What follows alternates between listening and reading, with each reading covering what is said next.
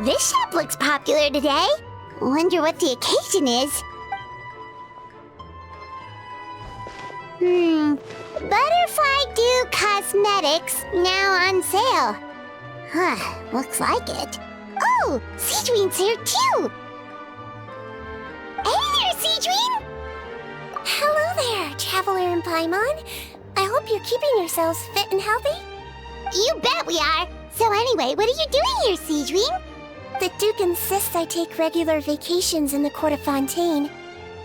This one just so happened to coincide with a promotion for a new skincare product, so I came over to take a look. I like to keep up with the latest industry developments when I can, to help me with my magazine articles. Wait, you write? For a magazine? Which one? It's called Beautés en Fleur, and it's run by the Fontaine Beauty Association. I've done lots of articles about skincare for them, using the pen name Maritime Flower. Oh, wow! You're a Maritime Flower? If Paimon's not mistaken, you're one of the leading figures in the Fontaine Beauty Association! What's so weird about that? Everyone loves beauty! I really like this role. The staff at cosmetics shops are always so polite. And as long as I wear a big smile on my face, I always get the best customer service. Well, they sure don't want to make an enemy of the Maritime Flower. Obviously, it's because of Sigewinne's love for beauty. Still, a leader of the Beauty Association? That's incredible. The truth is, I study this field because I cherish my own appearance. It has nothing to do with being beautiful or not. Oh, the words of a master beautician defy comprehension! Oh, wait, you're saying that natural beauty is the highest form of beauty, right? Not really. Actually, Melusine aesthetics are very different from human ones. We don't view humans based on their appearance. If I had to describe our approach, I'd say it's based on cuteness. Oh, really? Yep. Still, I really value my current appearance, and in the process of taking care of it, I've ended up learning quite a lot about skincare and stuff. It turns out, my knowledge and experience is pretty popular with beauty product lovers. It came as a big surprise to me, though. Oh, Paimon gets it now. But speaking of your appearance, how come you look human anyway? Are you, like, only half Melusine? Ooh, wait, sorry. That was probably really offensive, wasn't it? No, I don't mind. I'm not mixed, though. I made a decision to turn myself into this form a very long time ago.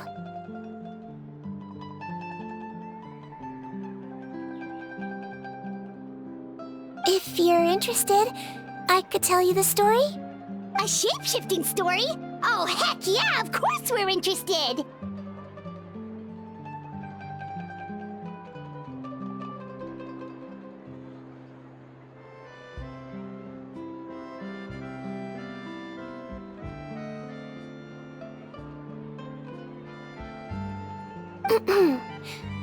Once upon a time, long ago, humans rejected Melusines, and Melusines feared humans. There was one Melusine who became fascinated with human medicine, but no human wanted her help. And there was one girl who liked Melusines, so no humans would make friends with her. So, the Melusine became the girl's friend, and the girl became the Melusine's patient. Your checkup's all done. You're still in perfect health. Thank you, Dr. Melusine. In this game of doctor and patient, a friendship was born. Then, one day, the girl fell ill. The Melusine was the only doctor to arrive on time, but the adults sent her away. Scram! Melusines can't be trusted! So just because I'm not human, I can't save my best friend? In desperation, the Melusine approached the frightening witch. She begged and begged until she got a reply. If you take this potion, concocted of sin, you will gain a human face and grow human limbs. But then, you will lose everything that attracted this friend of yours to you in the first place. Can you accept that? The Melusine did not hesitate for very long.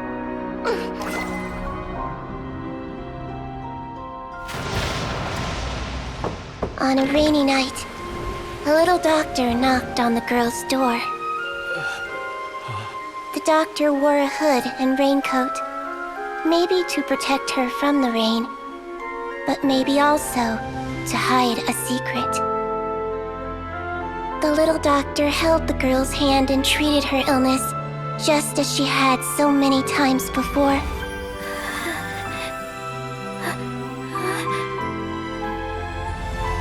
Dawn came, and the little girl's condition improved. But the little doctor was long gone, for she knew her friend would never recognize her again. And so, since then, I've lived my life in human form. Most people who know me just think I was born this way. Ooh. A witch? A potion? Why does this sound like a fairy tale? Trust me, it's a true story. Must be the way you told it then. It just sounds so... yeah. Not every Melusine would take human form to save their human friend. That must have been a huge decision. Treating patients is a doctor's duty. We must always find a way, even when the going gets tough. Ugh. It's so crazy that they turned you away just because you were a Melusine, especially when their daughter was so sick. Well, sometimes appearance can be a real barrier. But that was a long time ago. I like how I look now anyway. I run too! You're super cute this way. Attention customers! Thank you all for waiting. Now, on behalf of our skincare partner, I'm delighted to announce that our exciting new product is now officially on sale. Well, there we go. Let's have a look, shall we? Oh, Paimon, if you want to buy any skincare products, I'll be happy to give you some suggestions. Really? Personal advice right from a leader of the Fontaine Beauty Association? What an honor! Allow me to introduce our newest skin lotion, Butterfly Dew. I'm sure many of you have already read about this product's trials in the newspapers. To say that it improves skin quality is an understatement. This product gets its name from the way it transforms your skin and makes it glow anew, like a butterfly emerging from its chrysalis and spreading its wings for the first time. We are thrilled to have the inventor of this fantastic product with us here today. Please welcome Mr. Rawat, a researcher from the Fontaine Research Institute. Now, without further ado, I'll hand over to Mr. Rawat to tell you all about what Butterfly Dew can do for you. Thank you. Hello, everyone. I'm Rawat, and I developed Butterfly Dew. Wow, what a looker. He's a researcher? Wow, he's really challenging the stereotype. It seems that everyone is surprised by my entrance. Or should I say, my appearance. I'm well aware that researchers are generally better known for their brains than their dashing good looks. In that regard, I do believe I break the mold somewhat.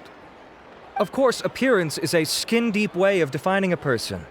And yet one's appearance can be a very real set of shackles, holding a person back in their life. It can rob a young person of their self-confidence when applying for a job, dissuade a young lady from approaching the one she loves. Our actions are at the mercy of our appearance, and we slowly become the very person that the outside world sees us as. But what if I told you that those shackles can be broken?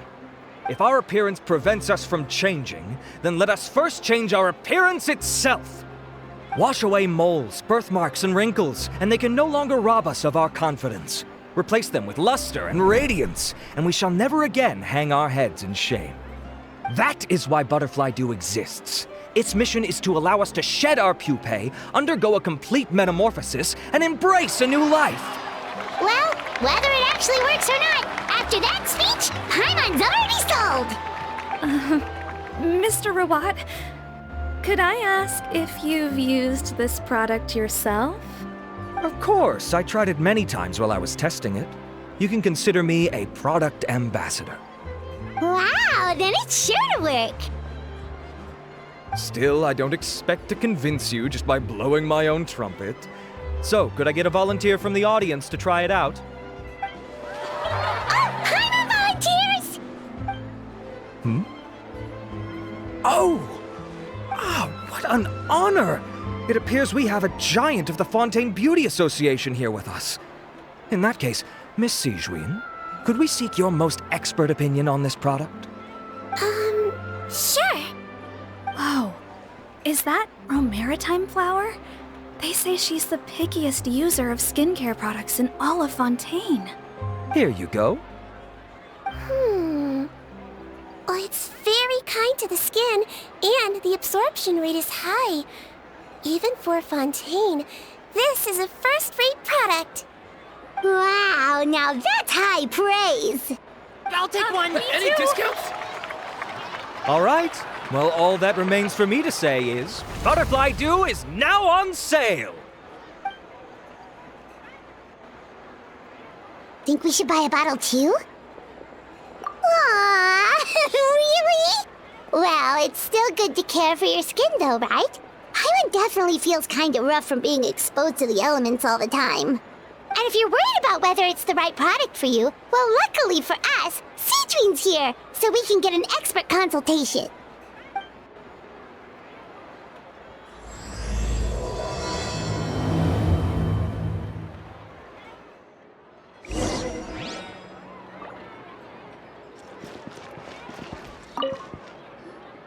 It's an honor to receive such high praise from you.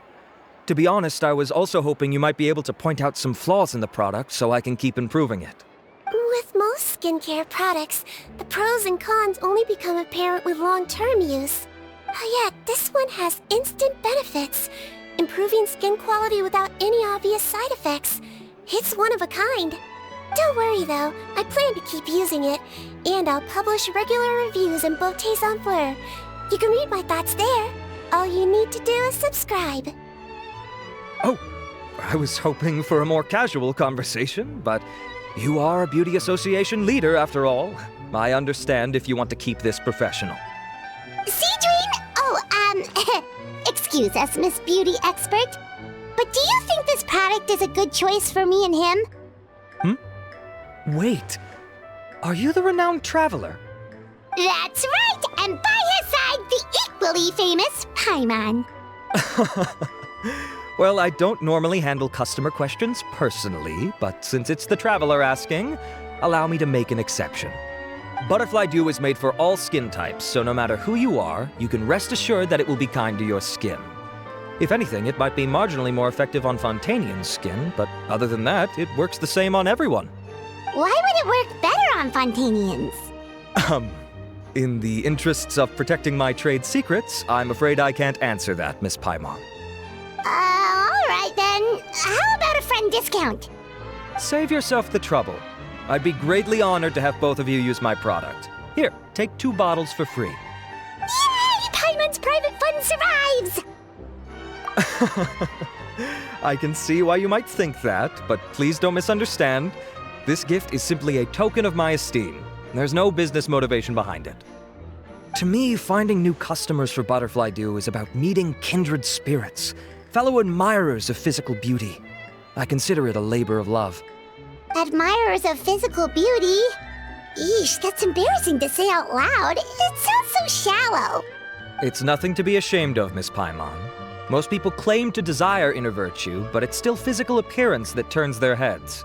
This is a fact of life. It's only natural for people to desire to become beautiful. And that's exactly what inspired me to choose this research direction in the first place. You're right. Everyone loves beauty, don't they? Look at the time. My apologies, but I have other things to attend to. I'll leave you with these 2 bottles of Butterfly Dew, and I look forward to seeing you again. Paimon, I'd say there's no need for you and the Traveler to use this product for now. Why? Is there a problem with it? The quality is fine. I just think there's room for improvement. I think I could add some ingredients to the mix to make it more effective. Really? Then why didn't you tell Rawat about that? Researchers are a very special breed of human. You can point out their flaws to their face and they won't mind very much. But if you tell them that someone else could do a better job, ooh, now that'll make them really upset. If I'd mentioned it, he probably wouldn't have given you those 2 bottles for free. Fair enough, that makes sense. If you're interested in the more effective version, I can write up a list of ingredients for you. Just come get me once you've gathered them. When you say more effective, you mean it'll make Paimon even prettier? Ooh, how can we say no? As for me, it's probably time I got back to the Fortress of Meripede. I mustn't leave the infirmary unattended for too long. Alright, see you there then!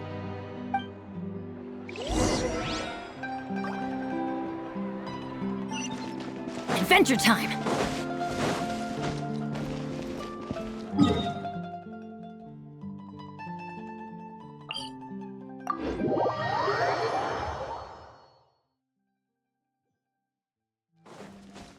Just up ahead, Traveler! The ingredients for Sigewinne should be nearby!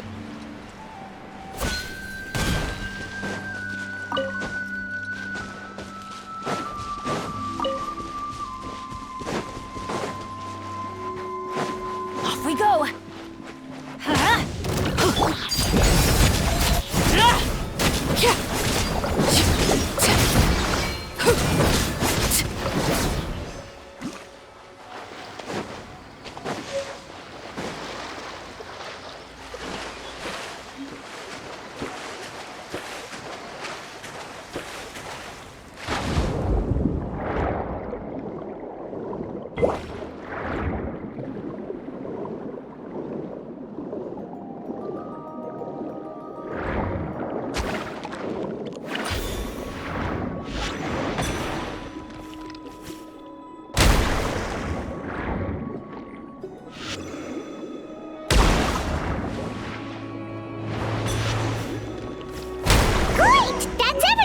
Let's head to the Fortress of Meripede!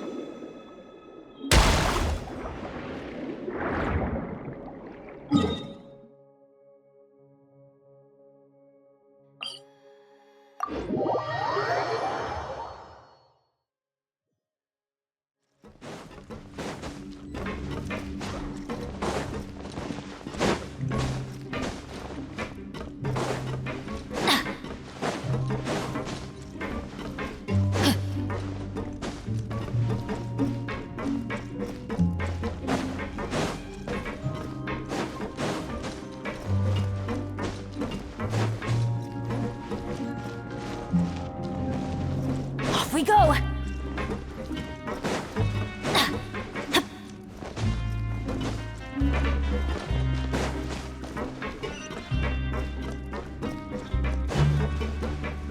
Off we go!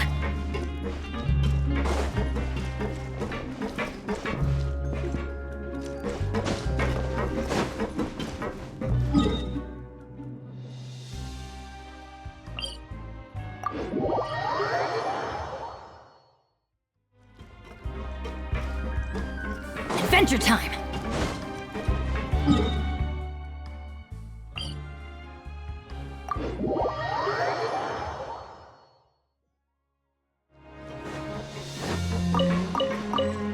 Off we go!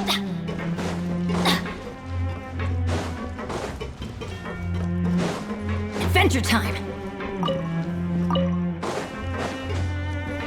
Off we go! Adventure time!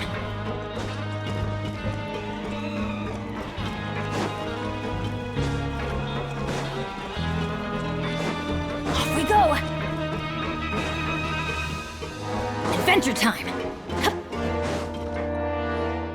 Whoa, the infirmary is packed! Please, you have to believe me. I saw it with my own eyes last night. Another me! He looked exactly like me. Got it? Okay. I've written down everything you told me. Now, I have a few tests to run. Take a deep breath, and don't worry, it's nothing to be nervous about. First, which finger am I holding up? Your index finger, but I'm telling you, my mental state is fine. I'm not crazy. Very good. Now, on to the next. Hey there, Your Grace. It's been a while, huh? Ah, it's you two. Indeed it has. I would offer you some tea, but I'm afraid the timing is unfortunate. Duty calls. No worries. Actually, we were looking for Sigewinne. Do you, know what all of this is about? This inmate came running to the guards in a panic, claiming to have seen his exact doppelganger. A doppelganger? Doesn't that just mean someone else kinda looks like him? And that's what I thought when the report first reached my desk. But we've inspected our records. No one even vaguely resembles him. Considering how certain he is of what he saw, I can only surmise that he's having some mental issues. So I brought him for a medical evaluation. All right, very good. Take a sip of water and rest for a bit. Evaluation complete. I couldn't find any symptoms pointing to a physical condition. I see. So do you still believe there's more likely to be an issue with his mind than his body? I have to assume so for now. Psychological issues are more difficult to detect. At this stage, we can at least confirm that he is in command of his cognitive faculties. The rumor mill will go crazy if word of this gets out. Guards, take him to the ward for a period of observation. The Nereides Phantom has requested my cooperation on the case, otherwise I'd deal with this myself. Sorry for the trouble, head nurse, but I'll have to leave this to you. No problem, Your Grace. I'll add him to my observation list. By the way, we have a couple of guests here who've made the trip just to see you. I imagine it must be important. You probably won't need to add them to your observation list, though. Oh, Traveler! Paimon, it's you! Hey there, Sigewinne! It's actually not that important, but... I'll be in my office if you desperately need me. Goodbye for now. Okay, bye-bye! So, Sigewinne... Would you mind waiting for just a moment? I have another patient to see. Just find an empty bed and take a seat. I won't be long. Oh, sure! Sigewinne, we've brought him. And he seems to have taken a turn for the worse again. Okay, don't panic. Let's start by sitting him down here. Paimon had no idea how busy it can get for Sigewinne. Maybe now's not the time to ask for her help with skincare. Good point. Besides, it might actually be interesting to observe her at work. Well, this could hurt, so I suggest you take a deep breath first. Did his face melt? What happened to him? It's anyone's guess. His face melted off shortly after arriving at the fortress. But since he's a serious offender, he can't be allowed out for medical treatment. Best we can do for now is ask the head nurse to give him something to manage the symptoms. Oh, this is gonna be awkward. We still need to bring him to the Nereides Phantom for questioning. What if he scares them half to death? Will that be our fault? The Nereides Phantom? Does this have something to do with the case Risley's dealing with? Yup, it was a huge case. They bagged a few dozen crooks in one fell swoop. And this guy's the baddest apple of the bunch. He harmed countless people. And now, it looks like it's all finally catching up with him. You done gawking? Not yet. I need to check the severity of your ulcers to decide the right dosage. Don't worry. We Melazines have a very different sense of aesthetics from humans. To me, you just look like a little kitty with slightly scruffy fur, but still just as cute. Don't patronize me. Do I look like a kid to you? Just give me the meds and let me out of here. I already missed my cell. Hey, lose the attitude. You dare talk back to our head nurse like that again, your days are numbered. Oh, it's fine. Okay, I'm going to apply the medication now. Tell me if it hurts, alright? Look how nice Sigewinne's being. And he still talks to her like that? What a nasty piece of work. Can I leave now? Wow, not a peep. What a brave little guy. Thank you, Sigewinne. And I apologize for the trouble. So, Traveler, Paimon, did you bring the ingredients? we don't want to interfere or anything. You're busy saving lives here. Oh, don't be silly. I agreed to it, didn't I? Just hand me the ingredients, and I'll make some time to whip it into the improved version for you. Take a rest here if you want. Or, if you're not tired, I hear they're holding a new pancreation tournament in the administration area. Or alternatively, is there anything we could help you with, Sigewinne? That's right! Let us help you out! It's the least we could do! Good point. Kind-hearted humans start to develop guilt if they accept free help from others. Don't worry, I'll take a look at my schedule. I'm sure I can find something to treat this condition. I gotta warn you though, it'll be tiring work. So I suggest you take a break first, then come back and see me when you're ready.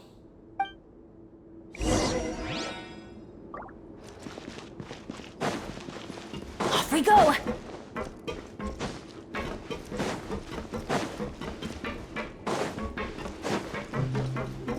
Adventure time!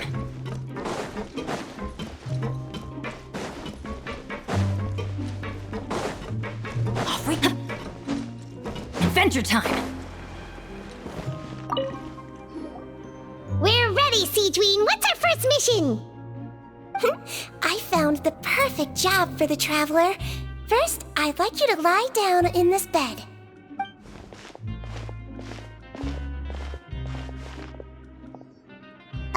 What for?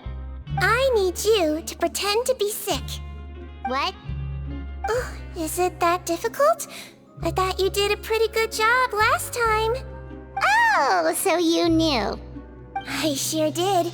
He was way more interesting than the usual malingering inmates, and you played along very well, Paimon.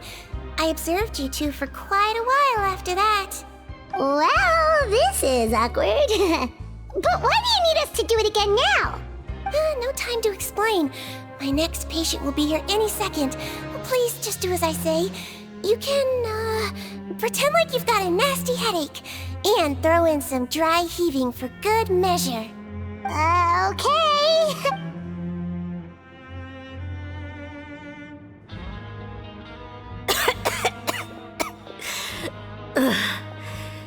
Hey, Doc, it's me. I'm only here because my mom won't stop pestering me about it. So annoying. Well, your mother has enough on her plate with a busy job. Well, the last thing she needs is to worry about you being sick as well. I know. I shouldn't treat the place like a playground. I shouldn't go swimming in the lower levels where we join up with the sea, because it'll give me a cold and distract her from her work. I thought I'd be able to have some fun here at the fortress for a few days, but it's always, don't do this and don't do that. All right, sit yourself down and I'll take your temperature. Your fever still hasn't gone down. Well, here's your medicine. 1 cup for starters, and we'll see if it helps. But Doc, it's so bitter. Do I really have to drink it? I mean, I'll be fine, right? I've got an uncle who caught a cold. His fever went away on its own after a couple days. Can't you just write me a note saying I'm on the mend? I just need something to keep my mom off my case. I sure can. You're a very brave boy after all. Huh? Brave? What makes you say that? Well, if you want to rely on your own immune system to clear up your fever, then you'll have to tough it out like this guy.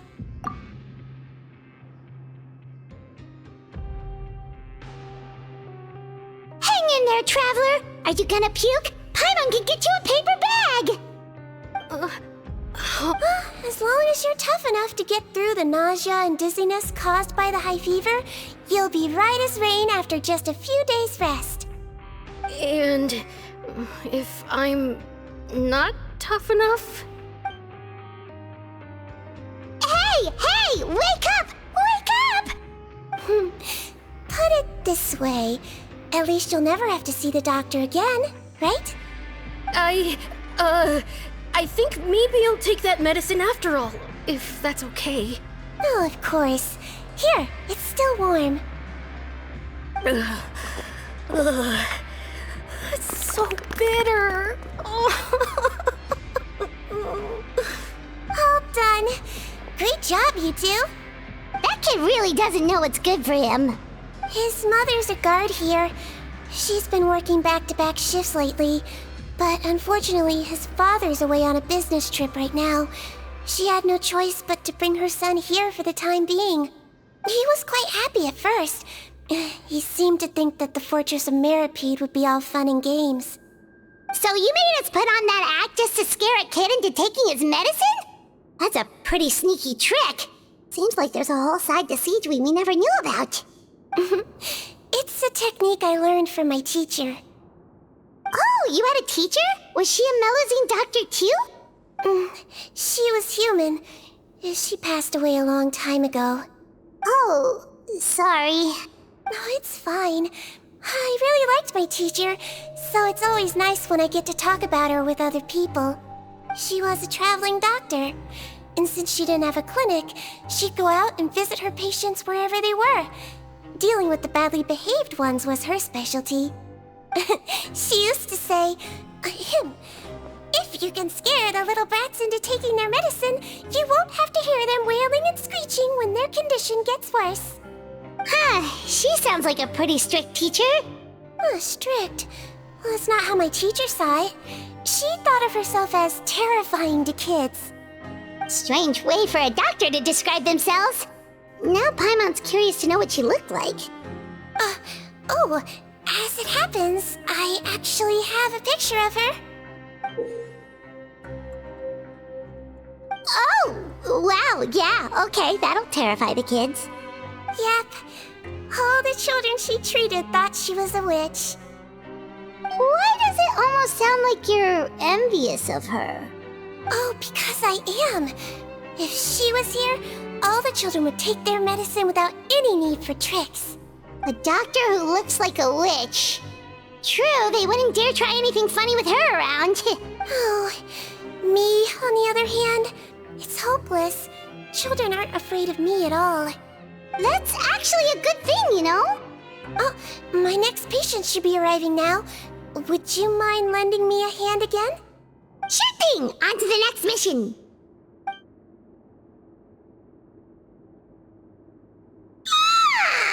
Is it nighttime already? That flew by. You really have a busy job, Sigewinne. Well, thanks to you two, it was much easier today. Aww. Should we get some rest? It's getting pretty late. Oh, there is one last thing. I have to keep it confidential, so I usually leave it till after everyone's clocked out. Confidential? Are you sure you can tell us? Well, it's fine. You're not living here anymore, so it's okay if you know. All it is I have to prepare some ingredients to make healthy meals with. Wait, you mean those healthy meals? My patients refuse to eat any healthy meals I prepare in front of them, so I have to prep the ingredients in secret, then let the chef at the Coupon cafeteria handle the rest. Considering even the chef's version makes people uneasy, it really makes you wonder what's in it.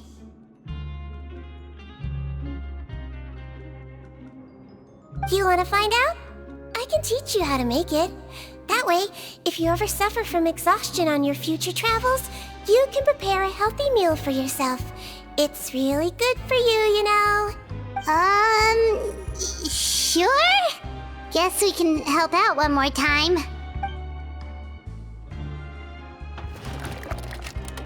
The ingredients are ready. Now, put them on the table and add them in the order I tell you.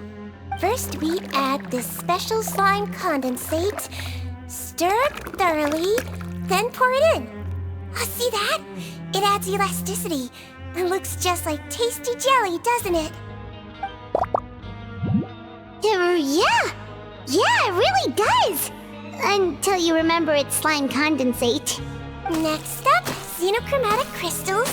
You want to crush them up into a fine powder, like powdered sugar. Wait, are those from Fontimer Aberrants? Are you sure they're edible?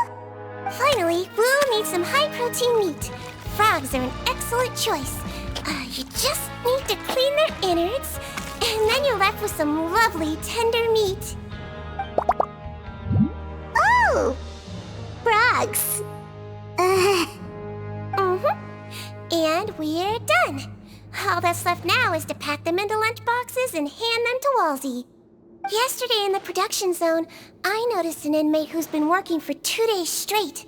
That means it's a healthy meal for him tomorrow. Sigewinne really does have the inmate's best interests at heart.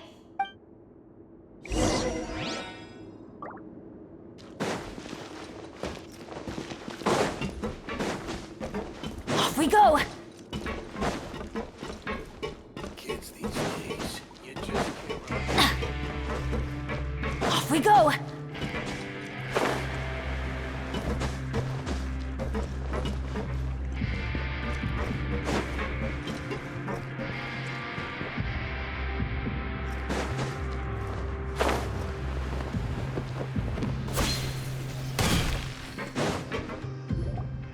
Ah, head nurse. Got some extras for me? Just the one today. The serial number's on the lid. Sounds good. I'll make sure it gets delivered. Sounds like they're talking in code. Thanks for your help. Oh, it's no trouble at all. I only wish I could do more. You work so hard for all our sakes. I'd happily lose a little sleep if it meant helping you out. That won't do. If you reduce your sleeping hours any further, your health will start to suffer. All right. Nurse's orders. I'll do as I'm told. But you take care of yourself too.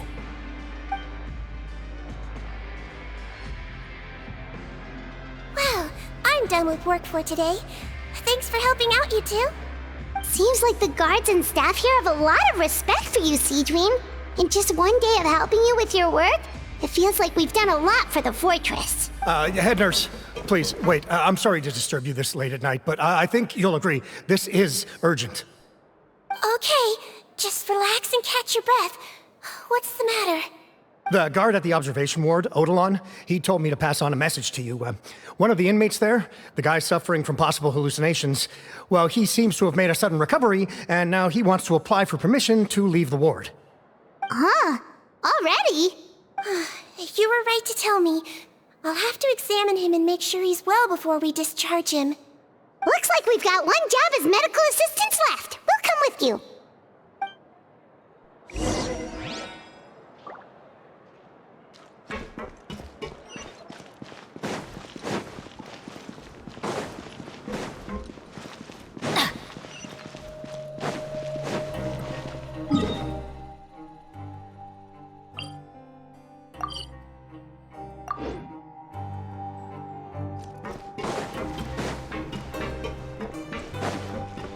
Adventure time!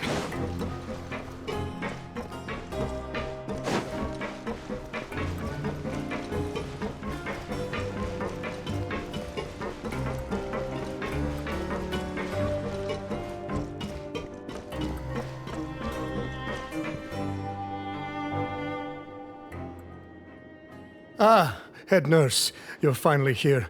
I'm so sorry for all the trouble I've caused you, but I believe I've now made a full recovery. After giving it some thought, I'm sure that I was probably just seeing things. Stress-related, I imagine.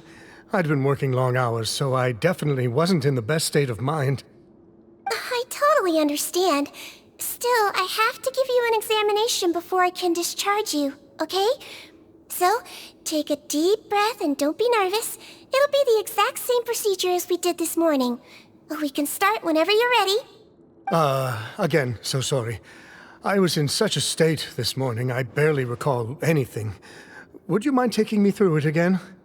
Oh, not at all. It's a lot to remember. First up, we have a little cognitive test. Just concentrate and you'll be fine. To start with, which finger am I holding up? Your pinky. All right, all indicators seem normal. So it was a stress-induced hallucination after all? Well, we've certainly had previous cases of mental illness caused by overwork, which is why I carefully observe everyone in the production zone. I wonder how I managed to miss the signs this time. Please, head nurse, you shouldn't blame yourself. I'm just still adapting, that's all. Pushed myself too hard, and I guess I couldn't take it. Thanks for looking after me. I'll be as good as new after a good night's sleep. And if you can give me the okay, I know I'll sleep better back in my good old dorm. It can be difficult to relax in an unfamiliar environment. Alright then, you can leave the ward. I suggest you take 2 days off to focus on your recovery. I'll take you off the observation list for now, so you're officially discharged. Great. I can't thank you enough, head nurse. Mr. Odilon, could you escort him back? Of course. I'm on guard duty in the administrative area tonight, so nothing will go wrong. You have my word.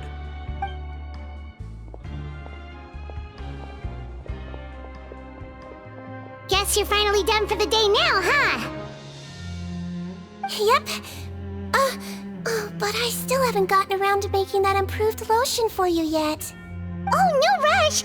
Seriously, it's super late now. You should go get some rest too. Well, tomorrow it is then. Good night, Traveler. Good night, Paimon. Hope you sleep well. Oh, don't you worry! We will! After a productive day of work, we're both gonna sleep like a log.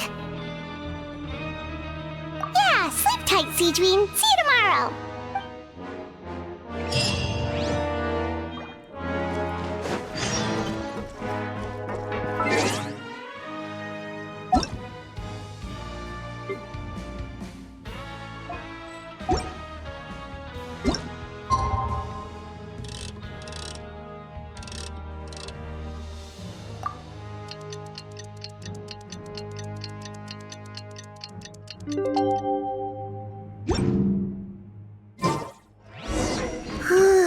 Paimon really did sleep like a log.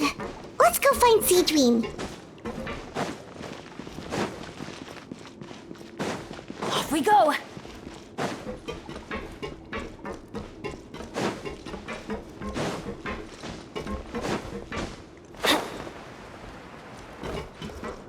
Adventure time!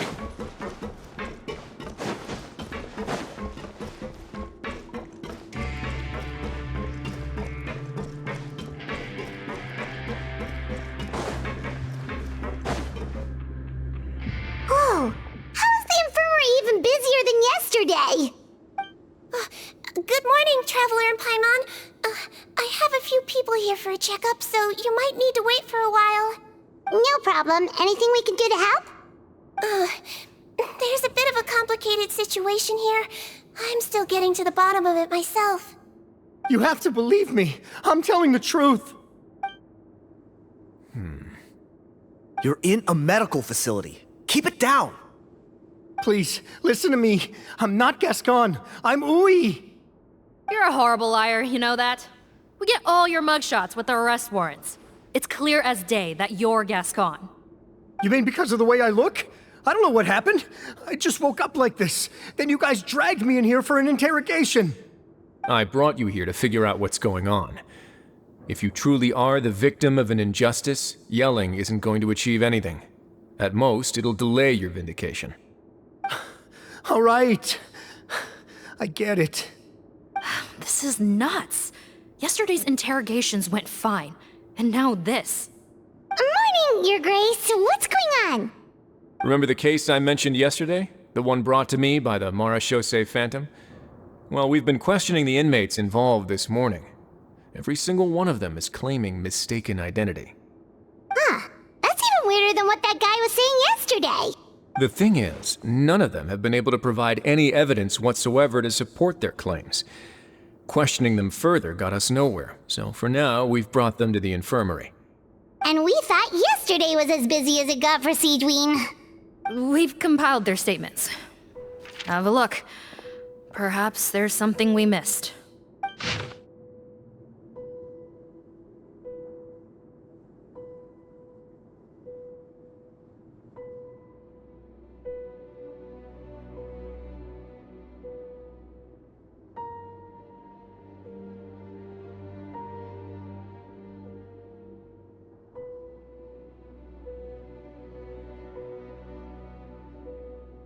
Wait. Release? Interesting. The inmates they spoke of in their statements appear to all be due for release today. I noticed that too. If that's their plan, they're underestimating us a little. Every serious offender claims that there's someone else who just so happens to be due for release today. And they're expecting us to go along with that. All the more reason to be cautious. Lumberzar, check the release list for today and make sure no one gets processed. We're gonna need an excuse, though. Just say we're out of forms, and that we're furiously printing more as we speak. I'm on it. It's conceivable that our group of serious offenders somehow found a way to switch places with inmates who are about to be released, so they can walk out right under our noses. We did consider that possibility. But I mean, just look at them. They match the warrants, period. How could there have been a switch? Only if they're dead ringers for the inmates due for release, I suppose. I gave you that name list yesterday to assist in your investigation. Did that help? Yes, the inmates' mugshots were attached to the list. The first thing I did was check for lookalikes, and I didn't find any. The only other thing that stands out to me is that their voices sound a little different today. But it's not exactly hard to put on a fake voice. Oh, really?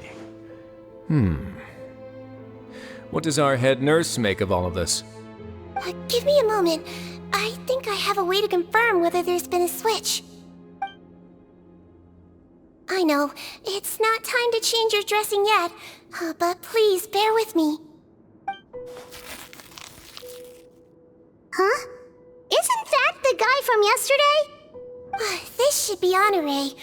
He has very severe facial ulcers, which require an operation in the hospital at the Court of Fontaine. I authorized him to leave the fortress for medical treatment under guarded escort. Yes, like I told you. I'm not Putton. I'm Honore. So there has been a swap. Well, I can see what happened in Potton's case, but how do you explain the other inmates? You're not telling me their souls switched bodies, are you? No, I believe it was their faces that got switched. The method is a bit like replacing a tooth. Take the bad tooth out, put a false one in. And actually, I think I can prove it to you. Traveler, Paimon, do you remember Eric from the other day? Yeah, sure do. Then you can be my witnesses. To start with, please fetch the inmate who claims to be Eric.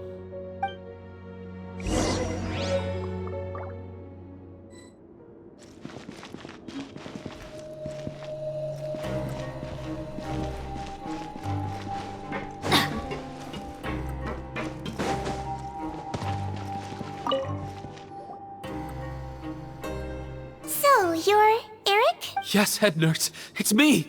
You do believe me, right?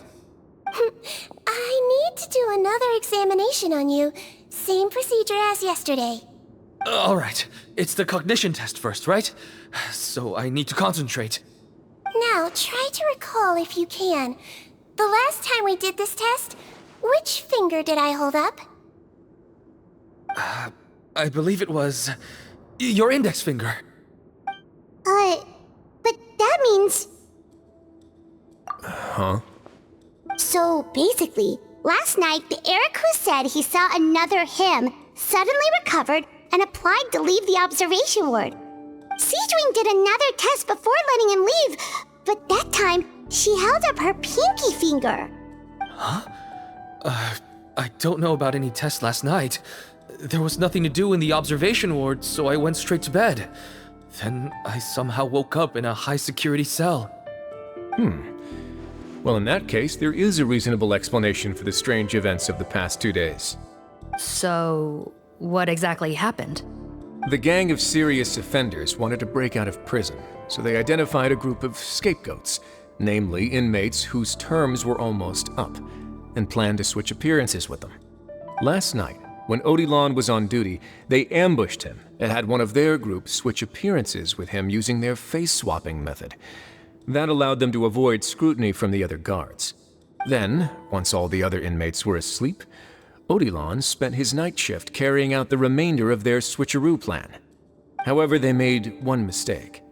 Henri changed his appearance to match Eric's earlier than he should have done, and ended up being spotted by the real Eric. Real Eric came to the guards for help, but we didn't know then what we know now. so we put it down to hallucination and sent him to the observation ward. However, since one of the gang members was posing as a guard, they simply changed real Eric's appearance and had their Eric take his place, muddying the waters even further. Right, because I put Eric on the observation list by then, and no inmates on that list can be processed for departure until I've discharged them. Hence why the imposters had to pull that little stunt to get fake Eric off the list. Yeah, it all makes sense now! The Duke cracked the case! Well, I can't fault the reasoning. But I'm afraid that we ruled out the possibility of face switching very early on in this process. Criminals altering their facial appearance to commit crimes is nothing new.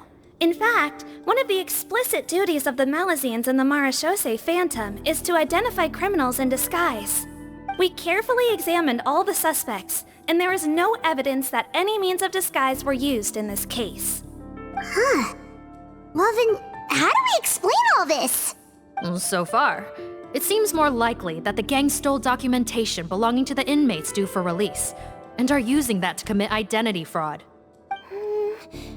Actually, there is a potion that can completely change someone's appearance. If they use that, even a Melusine wouldn't be able to detect it. A shape-shifting potion?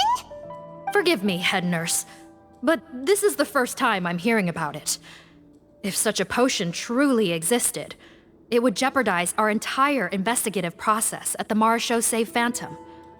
Are you certain of this? Yes, I am. But... Please, trust me in my professional opinion as an experienced clinician. At the same time, without any solid evidence, it's pure speculation. If we can round up all the inmates suspected of switching places, then have a little talk with both sides, we might just get our answer. Yep, let's do that. Okay. Well, it was our negligence that meant we had to come and conduct these post-internment interrogations. And I know it's put you out. We'll do it your way. Your Grace, bad news. I paused the releases like you asked, but we were too late. A bunch of people already got processed 2 hours ago. I checked the list, and sure enough, it's all the people who gave statements. 2 hours ago? That's before today's interrogations began. They had this all planned out. So there really was a switch after all. They really pulled the wool over our eyes on this one. We should be able to catch up with them if we leave now, right? Not if that potion is real. They can just switch faces again after leaving the fortress. And if the Marechaussee's Melusines can't even spot them, we wouldn't know where to start searching. Yikes! So we're at a complete dead end!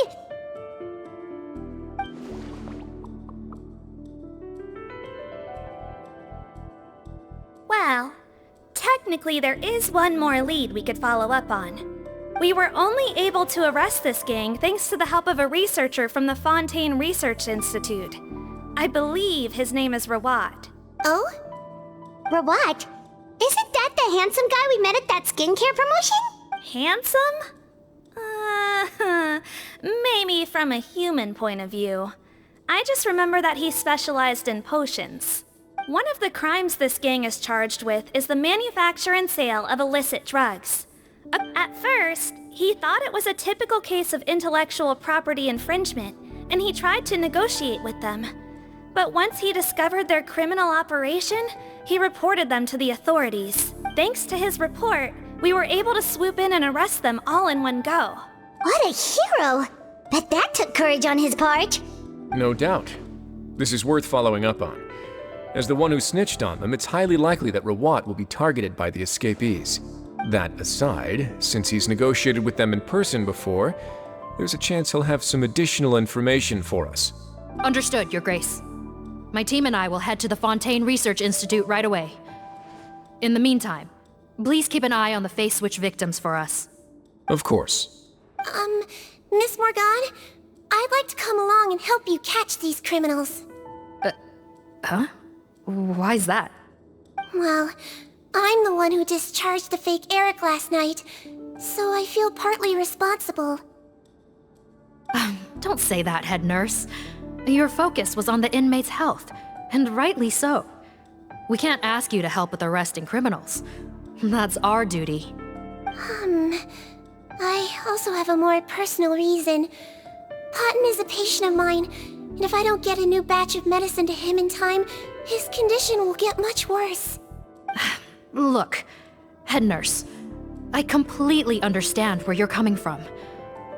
But arresting criminals is dangerous business. And if anything happened to you, none of us can afford to take on that responsibility. Don't worry, I can defend myself just fine. You say that, but still. If I may, Miss Morgan, Sigewinne is the one who raised the potion hypothesis, and I'm sure she has far more expertise on the topic than your team. My suggestion would be to bring her with you. And if you really are worried for her safety, then... Ah, there you go, right on cue. Knew I could count on you. Okay. Well, since this plan has the Duke's blessing, far be it from me to refuse. We should head off immediately. Time is of the essence. Off we go!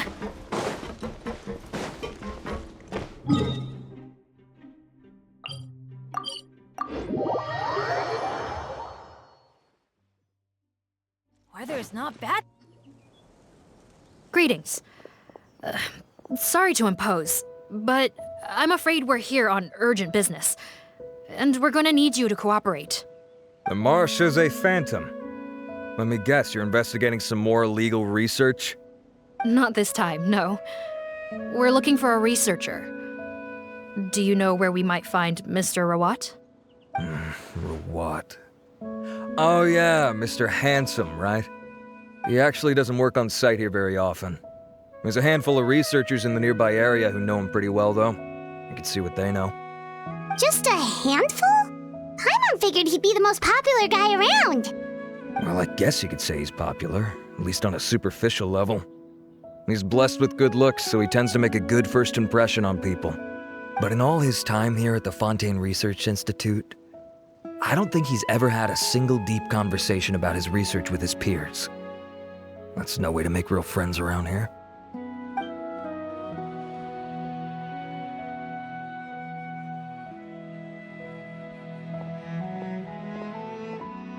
That's so weird. He definitely didn't come across like a recluse at that product promotion. Oh, I don't find that weird at all. He definitely didn't strike me as the kind of guy who's, good at making friends. Really? Paimon couldn't tell. Must be a Melusine perception thing. Okay, we should talk with his acquaintances. But we also need to check the Research Institute for any clues. Let's split up. It'll save us some time. Sure thing. We'll go ask around among the other researchers with Sigewinne. Paimon's suddenly kinda curious to know what everyone really thinks of him.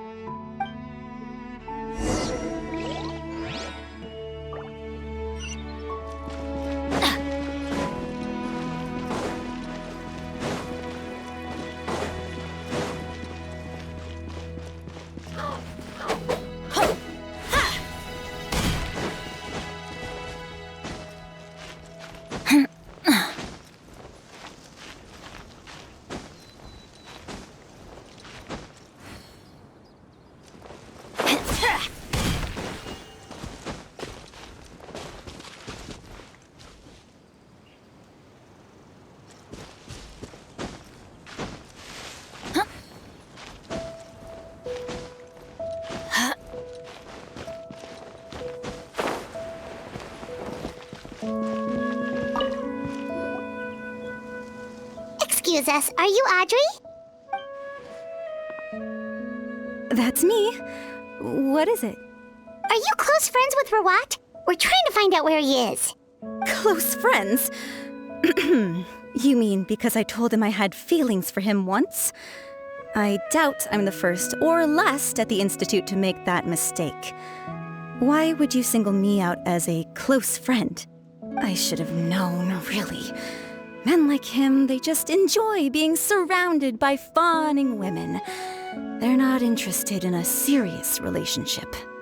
Okay.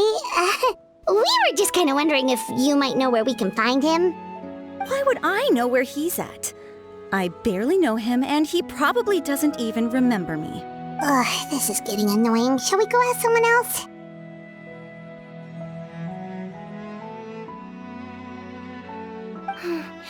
I think she knows Rawat better than she cares to admit. If we leave now, it might be a wasted opportunity. Maybe, but we're not going to get much out of her while she's in this state, are we? She's displaying symptoms common among people in love, if that's what you mean. But I know a cure. It's curable? Oh, we're still no closer to finding Mr. Rawat. Oh, by this point, he could be in grave danger. Danger? Wait, why are you looking for him again? Oh, that's right, yeah! The Marechaussee Phantom said that he's been targeted by some pretty bad people. We need to make sure he's safe. What? How has this happened? He seemed fine when I last saw him, and that was only a couple of days ago. Just happened to run into him, of course. Oh, I see. Well, do you have any thoughts on where he might be right now? Okay, but this is purely out of concern for his safety. If he's not at the Institute, he might be at his mother's place. I heard she raised him alone, that they had it pretty tough financially, and these days she's housebound due to illness. He makes regular trips back home to check on her. Oh, okay. Do you know the address? Nope, sorry. I only found out the thing about his mother because it came up in conversation once. I was just trying to find out more about him, so I could get to know him better. When I told him I had a crush on him, I offered to help him take care of his mother. And yeah, maybe that was a stupid idea, but did he really have to yell at me for it? It's like, fine, I can take no for an answer, but what's with the temper tantrum? Unbelievable. These guys only want to show you their charming, well-groomed exterior. They can't stand it when a few home truths shine through. Looks like her love syndrome is flaring up again. We need to find out Mr. Rawat's mother's address. Let's check with the Marechaussee officers when we regroup. Cool, sounds like a plan.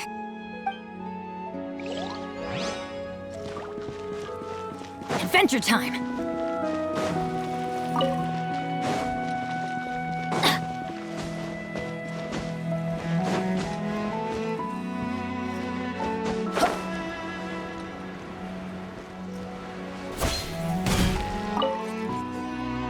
Sorry to bother you, sir, but are you Bertram? Who's asking? Just some concerned citizens helping out the Marechaussee Phantom with an investigation. We'd like to ask you about Rawat's whereabouts, if that's okay. We're told the two of you are pretty close. Not anymore, we're not. Turns out we don't see eye to eye. Oh yeah? What happened? The thing about us researchers is, most of us do what we do for some sort of higher purpose. But not Rawat. All he cared about was how to commercialize his findings. He won't even let you work with him unless you sign a confidentiality agreement first. Also, he has better control over who gets which intellectual property rights. How are you supposed to get any meaningful research done working with a guy like that? Now that I've got my own technical solution for my compressor, I don't need to work with him anymore. So that's what Rawat is really like. We'd still like to know where to find him. Is that something you can help us with? Wait, Yeah, I know you. You're the head nurse at the Fortress of Meripede. Alright, then I'm happy to help you if I can. I respect the work you do. Medicine serves the highest purpose of all the sciences. Wow, turns out Sigewinne's got some real clout. Thing is, I have no real way of knowing where he might be. I stopped working with him 2 months ago, and I've barely seen him since. But if you want my advice, I'd say go talk to the peddlers. There's a few he meets with every other day or so. Maybe they know where he's at. Peddlers? Yeah, back when I was working with him, I noticed he met with them quite often. Wouldn't surprise me if they were involved in some shady business together, because it seemed like they went out of their way to avoid discussing anything in my presence. The little I overheard was about manufacturing and selling pharmaceutical drugs. Like I said, he's all about the money. Drugs? Doesn't he work with skincare products? Do those count as drugs? Who knows? I never cared to find out. He's the morgue rubber, not me. Thank you. You've given us plenty to work with. Welcome. Goodbye, and may we both reach new heights in our scientific endeavors.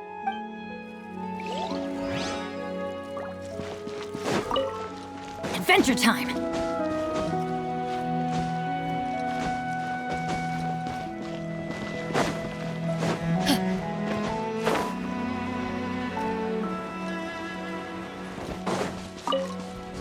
go! Hey there, are you in Teep? What do you want? We're here to ask about Rawat. Any idea where he might be? We were told you were pretty close with him. Close? Not sure that's the word I'd use. He wouldn't even let me use his patent. Huh? It's been a good few days since I last saw him. I don't know where he's at. Go ask someone else. Would the patent in question happen to be related to the new skincare product he developed? Yeah, kinda. Butterfly dew, or whatever he calls it. I heard he made a tidy sum off of that one. Okay, now we're getting somewhere. Keep going. Most of the other researchers here focus on mechanics, energy, stuff like that. I get why he wouldn't be interested in having anything to do with them. But I'm studying coatings. There's a huge overlap in our areas of research. Why would he refuse to work with me? I bought his product once and noticed it contains a unique substance that might have applications in coatings too. If it worked out, I could probably make as much as he's making. Don't get me wrong, I had no intention of plagiarizing his work. I was hoping to get official permission to use his findings in my own research. Followed the proper procedure. It was all above board. I would have had to pay him a license fee and everything. But despite that, he turned me down not once, not twice, but 3 times. It's like he's vehemently opposed to the idea of anyone else making the kind of money he does. Huh, so is Rawat antisocial, or is this guy just jealous? Well, it doesn't look like we're gonna get any info about Rawat's whereabouts from him. Let's go! Wait, 1 second. Mr. Antibes, next time you go shopping, you should buy some Buell fruits. Peel the skin, steep in water, then drink. It'll help calm your mood. Huh? Yeah. Thanks. Well, that's all 3 researchers. Let's head back to the meetup point. You know, Paimon started out thinking Rawat was a handsome researcher with a friendly and cheerful personality. It's such a surprise to learn that his peers have a different impression of him. So what's your view of him now, Paimon? A handsome researcher whose difficult upbringing turned him into a profit chaser with a chip on his shoulder? So your thoughts about his appearance haven't changed at all? Well, his looks are kind of a big deal, at least in Paimon's opinion. How does such a handsome guy end up being so antisocial? Even with his difficult family background, it just doesn't make any sense. You can't judge a person solely based on their appearance. Head nurse. Traveler. I assume you've spoken with the researchers. What did you find out? Bertram mentioned Rawat's involvement with some pharmaceutical merchants. Do you know if he's registered any pharmaceutical brands? Since he was a whistleblower on such a huge case, I ran a background check on him. I don't remember there being any brands under his name. How strange. If he was so focused on commercializing his research and averse to sharing his technology with others, why wouldn't he have registered his own brands? Maybe he and his business partners needed to avoid public scrutiny? You think he may have colluded with the gang? Well, the crime was manufacture and sale of drugs, and that would certainly be in his wheelhouse. We can't rule it out. Isn't that pretty unlikely, though? He was the one who blew the whistle on them! Most children who come to me with tooth decay have suffered pain for a long time already, but they'll still try to hide the fact that they eat too many sweets. Grown-ups and children aren't so different in that regard. If you say so. I saw him when he came to make his report, and I certainly didn't get the feeling that he was the type to collude with criminals. Perhaps it's more likely that they were coercing him. You mentioned that he comes from a poor family. So, it's possible that the criminals approached him asking for academic support, luring him in with the promise of riches. By the time he discovered who they really were, he was in too deep. They had leverage on him, so he was forced to keep working for them. I've seen it happen many times before. That does sense. It would definitely explain why he was so unwilling to cooperate with his fellow researchers. No wonder he's so unsociable. He must be on edge all the time with a gang of crooks breathing down his neck. In that case, the situation could be worse than we thought. If Rawat was working with the escaped inmates, they're sure to know more about his whereabouts than us. Oh, there's a good chance they'll get to him before we do. Based on the information we've gathered so far, he was last seen 2 days ago. If no one's seen him since, maybe we're too late. 2 days ago? So he went missing right after that product promotion. That was the same day he reported the criminals, too. Not a good sign. Don't worry, everyone. I believe we still have a chance. Since he disappeared right after blowing the whistle, it's likely that he's gone into hiding. Yeah, he must have been worried that they'd come for him. All the more reason to find him as soon as possible. The only lead we have at the moment is his mother's house, which you mentioned earlier. Seath, think you can find the place? Yep. When you register a brand, the Court of Fontaine requires you to provide a legal address. The one Rawat wrote down was in the outskirts of the city. That should be the place. Okay, then there's no time to lose. Let's move.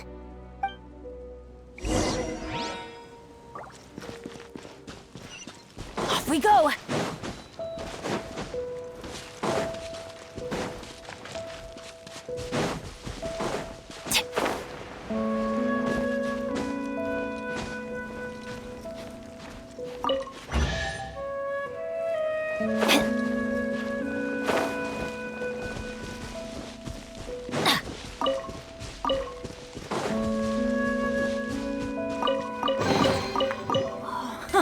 It's a miracle!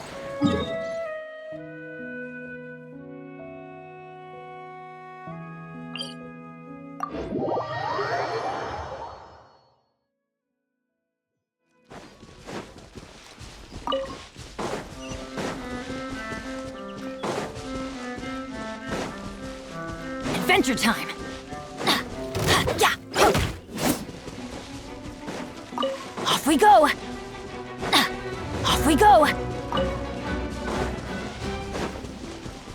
Adventure time!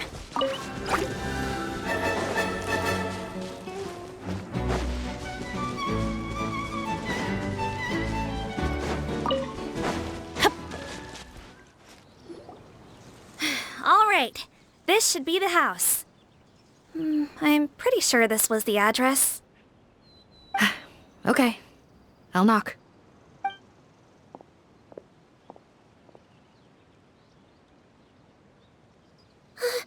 Sounds like whoever's inside has restricted mobility. Oh, it seems serious. Oh, what's the fastest way to get this door open? Break the door down? No, I'll handle it. Let the expert deal with it. There'll be a mountain of paperwork if we damage a citizen's property.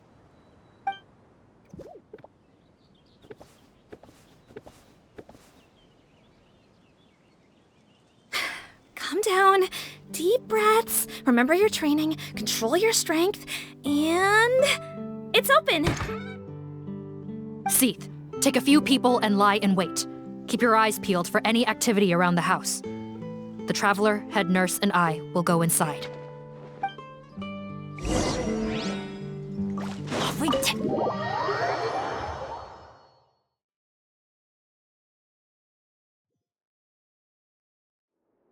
Hello? Anyone home?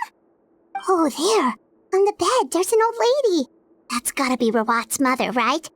She doesn't look like she's in any state to be answering our questions, though.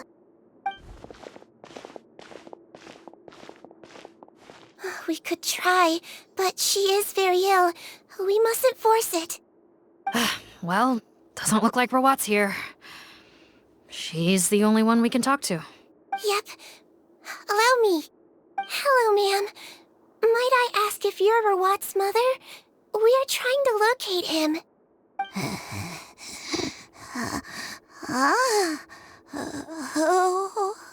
Hard of hearing, perhaps. Does anyone have a picture of Rawat? I have one here. I'd like to show you a photo, ma'am. Is this your son? Do you know where he is?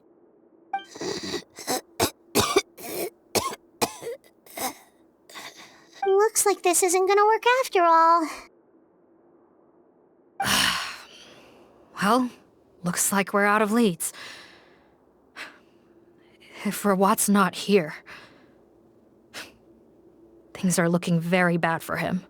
Is it possible he could have avoided returning here because he knew he'd be in danger? Maybe. But if so, where do we look next? Maybe we should take another look at the Institute. Guess so. I suggest we all return there now. We found a good amount of useful information the first time, but perhaps there's something we missed. This is our last hope. Sorry, officer, but could I stay here for a while? This patient requires some care. Of course. Traveler, stay with the head nurse. You're technically here as her assistant after all. Also, I'd like some Marechaussee members to stay as well, and keep an eye on the area. Why's that? If Rawat knows how serious his mother's condition is, he will return. Got it. Okay. I'll tell the squad members in hiding to stay put and keep a lookout. Thanks for helping me out yet again, Traveler and Paimon. No problem. But when you say her condition is serious, do you mean...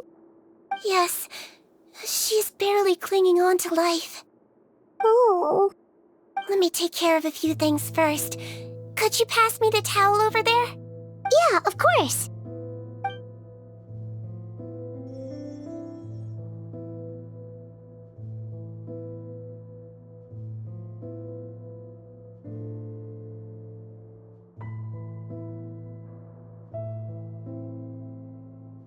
I can tell that her family has tried a lot of different treatment methods, including some very expensive medicines.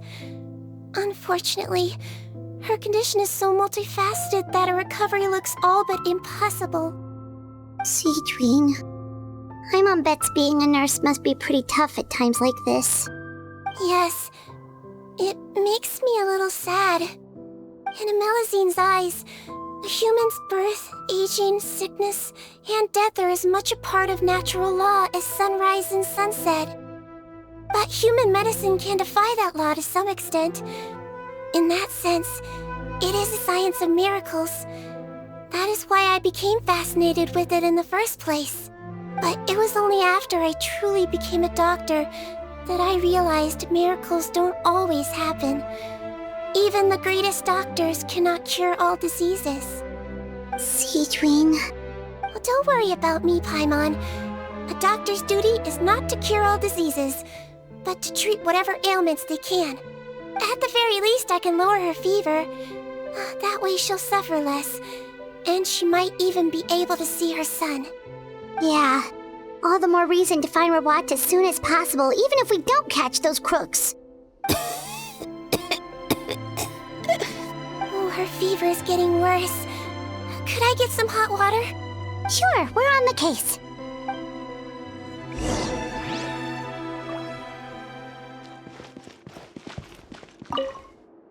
I'll take care of her.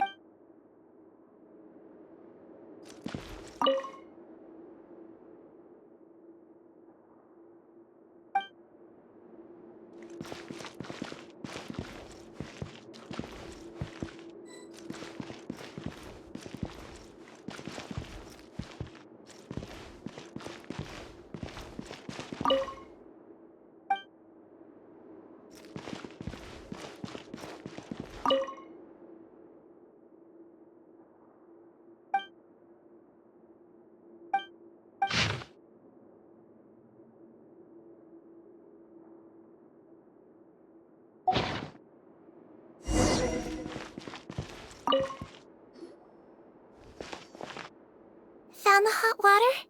Sure did. And look what else we found. Judging by this journal, it seems like Rawat has a private lab. There's a good chance he could be there right now. We gotta go tell Officer Morgan right away. Oh, that's great news. But hold on just a moment. The wet towel is ready. I'm giving you another injection. Are you feeling better now? It's all right. We'll go bring him back. Please hang in there. Thank you.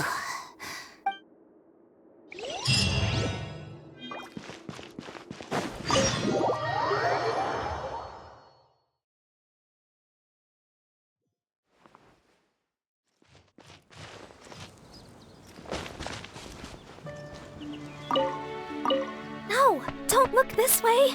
I'm supposed to be hiding, remember? Captain's orders.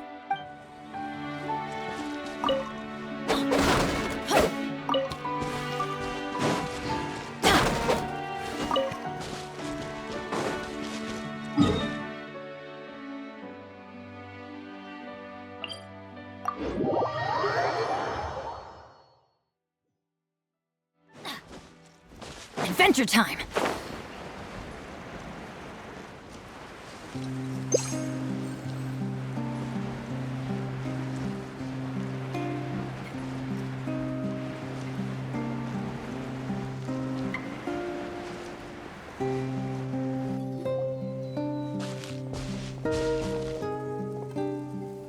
It's Officer Morgan! They're already here!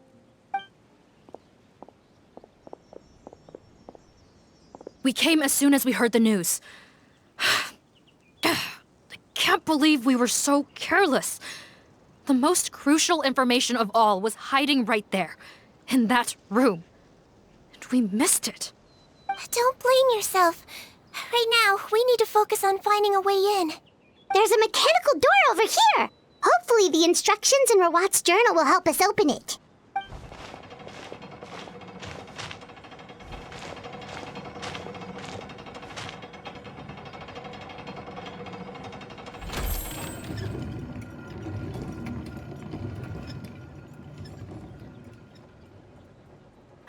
It's open. Let's go in.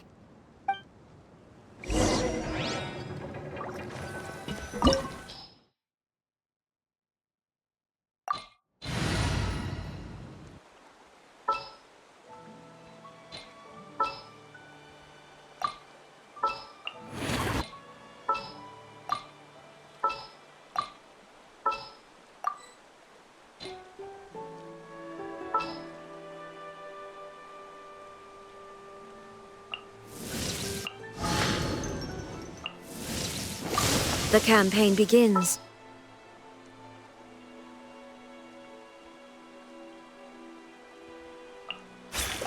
Let's go get ourselves some answers. A pleasure to be working with you. Witness my magnificence!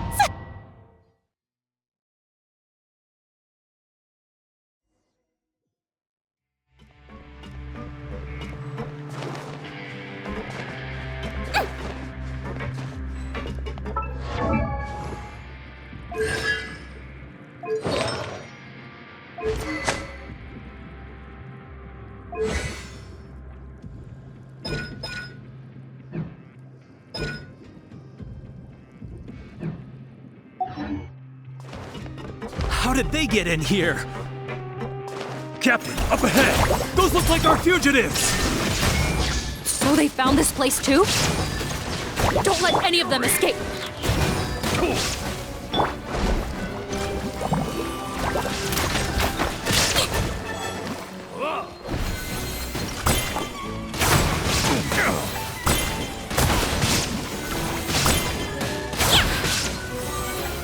It's a fury! Calm down!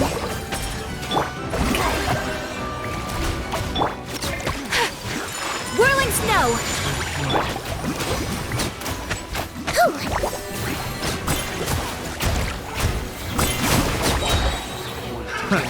Another test subject. Freeze! Let my name echo in song! I swear, it's for medical research!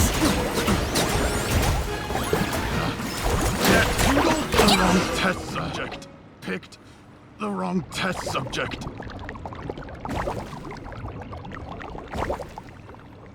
Captain, according to our list, many of the fugitives aren't accounted for. There may be others hiding deeper inside the facility. So these guys were just the lookout crew. The Marachose Phantom! How did they find this place? Wait, it's that guard from the fortress! That's right, I'm on your side. The Duke sent me. What's the matter? Some sort of mix-up? Mr. Odilon, didn't I tell you a few days ago that you need to stop all field work until you've recovered? Well, you know, gotta help His Grace out. Share the load. Officer Morgan, this man is an imposter. The real Mr. Odilon has no recent health issues. What? But Looks like the head nurse was right about the face-swapping method. Arrest them all! DuPont, stay here and keep guard. And watch the exit. If we're not back soon, call for reinforcements. Got it.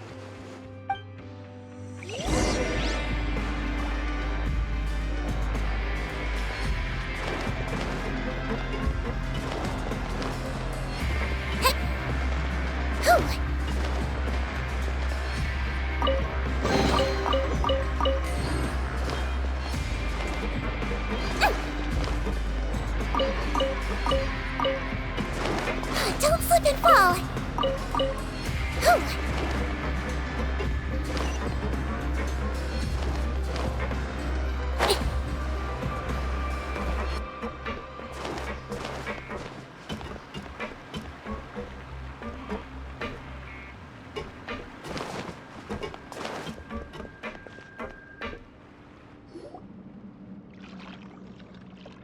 So many jars.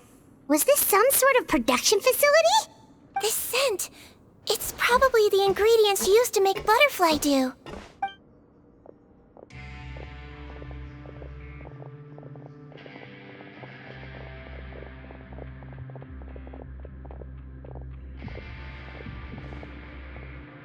How come they're all empty? Did it sell so well that he ran out of supplies? How strange. Why would Rawat choose to manufacture a popular product like that in such a difficult-to-reach location? Given our suspicion that he may have been coerced into the illegal drug trade, I would have thought that any production facility we find here would be used for illicit purposes. Perhaps butterfly dew is itself an illegal drug. Do you have any evidence for that claim? No, just a guess. We need to find Rawat as soon as possible. He has all the answers we need. Understood. Well, let's not linger here. Let's go. Come on.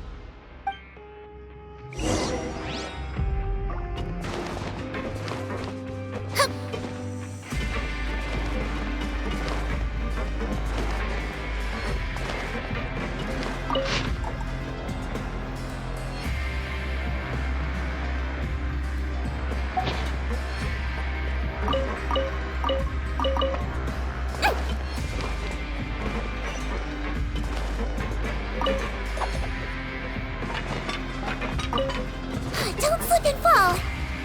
Hey! Doesn't look like we're gonna get this door open. Let's find another way around.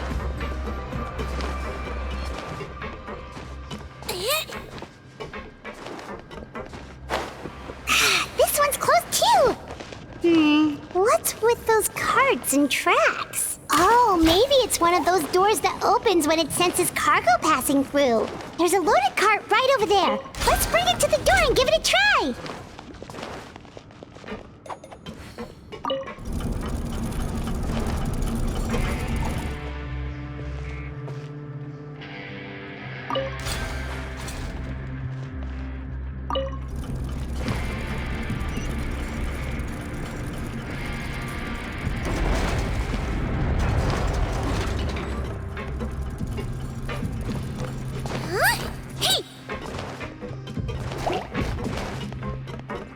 Let's see! Don't slip and fall!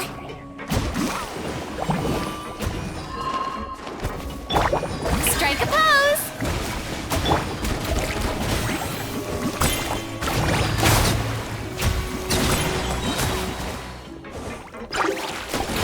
He might feel a little prick!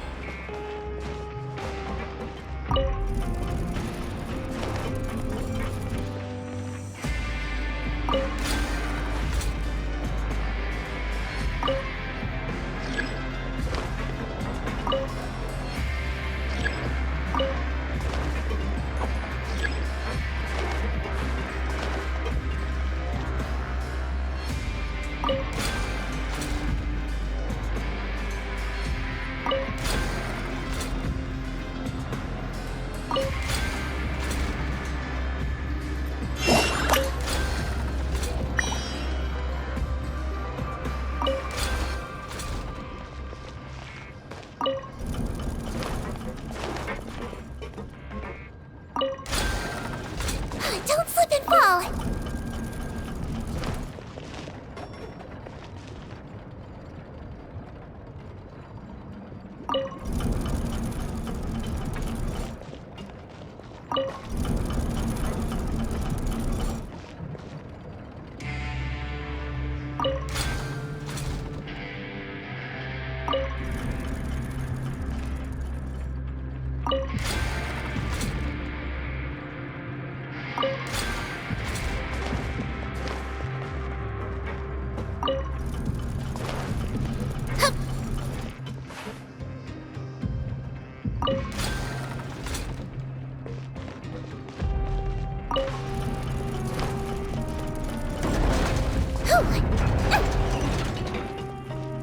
Don't slip and fall!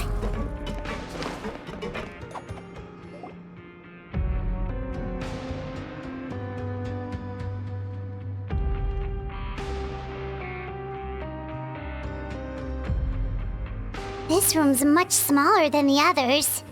Judging by the implements on the table, this looks like a potion-making lab. Head nurse! Over here!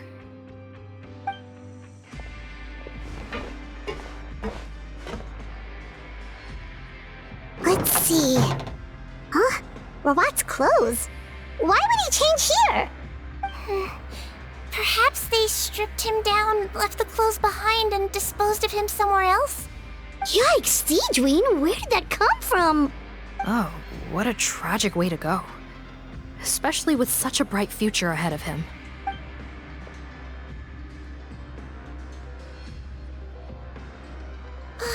There's a path leading further on, Officer Morgan. Let's keep up the pace.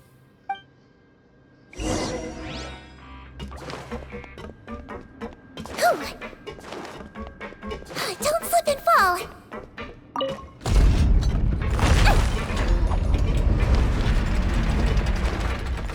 Don't slip and fall.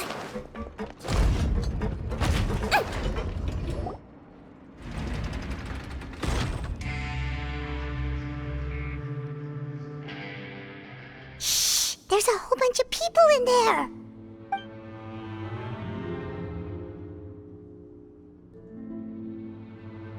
Are you serious? You're telling us that within a day, our faces are going to rot like yours? Fontanian physiology changed dramatically after that great flood, and it's not as compatible with this face-changing solution as before. The side effects are as you can see. Why didn't you say anything before we all used it? Look, my plan got you all out of prison, didn't it? You'd have much bigger problems to worry about right now if the Marshal Say Phantom found out about your other crimes. Consider an ugly mug getting off lightly. Ugh. You're just lucky we didn't leave you in there after you disappeared on us with no warning. We only let it slide because we're former partners. And now you have the gall to pull a stunt like this? Partners?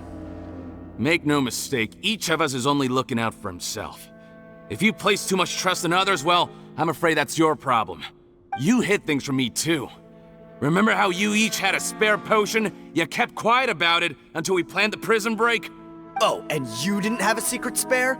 Then do you want to explain how you melted your face off before all this? Guys, that's enough. Calm down. It is what it is. Arguing won't change anything. What's the plan, Parton? I'm assuming you brought us here for a reason? There is no plan. We followed him here on the promise of more juice, but it turns out there ain't a drop here. Besides, what does it matter now anyway? He already said, even if we did get our hands on more of that stuff, switching faces again solves nothing. They're still gonna melt off eventually. I said enough arguing! Parton, tell us the plan. The most practical solution is to continue using the potion. Keep switching to a new face before the ulcers can start forming. Are you kidding me? This stuff was hard enough to get a hold of even when we had a supply. Now you're asking us to use it like skin lotion, after the flood all but wiped the supply out? Well, there is another option. But you'll have to make a deal with me first. Okay, now we're talking. What's the deal? I have a document I took from that researcher that details how to make a replacement. Just give me one bottle of the undiluted fluid, and I'll get to work. Uh... What's the problem? I thought you always kept reserves. Or do you really just have one spare bottle each? What do you think? That we were shipping them into the fortress of Meripede by the basket load? Well then, say hello to never showing your marred faces in public again. Ugh, I've heard enough! Get him! Let's see if that document even exists! Freeze! Marshal Phantom! What? Who let them in? Officer Morgan, before anything else, please find out Rawat's status. Rawat? I don't see him. Hand over the hostage now, if you want any chance of avoiding an extension to your sentences. Spare us your condescending attempts to coax us back to our cells. You think we're looking to negotiate? Rawat is dead. Patton? Arrest them all! Don't let anyone get away!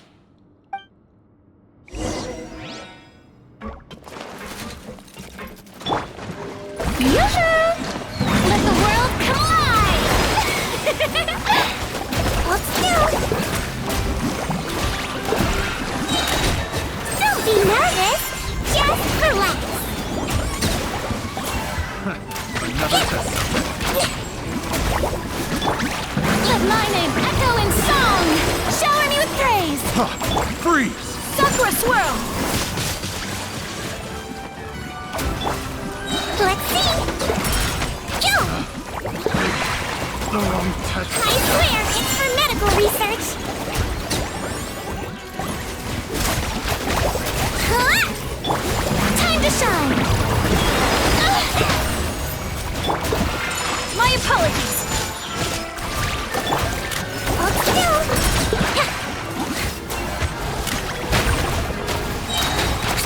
Don't be nervous! Just relax! Huh. Gotta say, I never expected to see the head nurse in combat. Some patients respond better to a more aggressive treatment plan. Did we get everyone? Captain, we finished the head count. Potten's missing. Over there! The door's closing!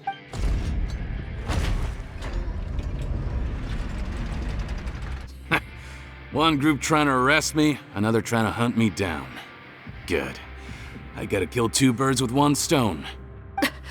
How did he get up there? There must be a secret passage somewhere. Find it! Don't waste your energy. I already sealed it off. How naive. We have more people outside. If we're not back out by the agreed time, they'll come to our rescue. Well then, you'd better hope they get here in time.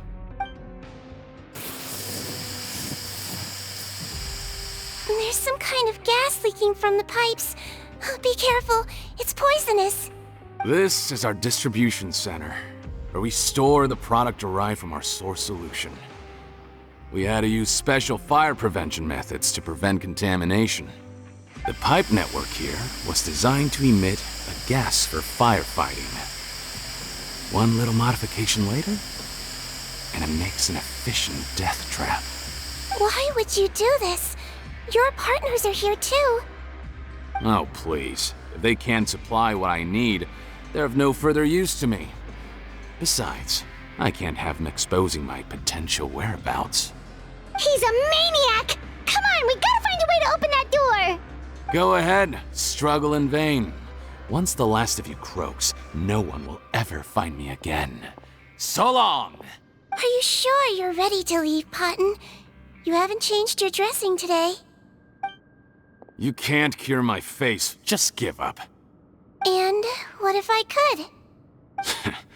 Nice try. You're just trying to stall me. Don't you worry about me. I'll find a way to cure my face once I get out of here. Oh, I doubt it. After all, Fontanians can no longer dissolve in primordial seawater. What the? How did you? The key component of the face-changing potion is the fluid left behind by dissolved Fontanians. It might look like ordinary water, but it has some unique elements in it. Before the flood, all Fontanians were oceanids, physiologically speaking. A potion made from that fluid could dissolve and reconstruct the face of a Fontanian, In much the same way as hydroidolins change form. Theoretically, it could give someone any appearance they wished. But since the flood, Fontanians have become true humans. They can no longer provide the source material for this potion, nor reap its benefits. Are you saying this potion is made from Fontanians dissolved with primordial seawater? Then their crimes are far worse than I thought. How could you know all of this? No, wait. Of course! Well, well. So that's why you have a human appearance. It also means that I have a formula you're unaware of. The air's getting thicker. It's getting hard to breathe.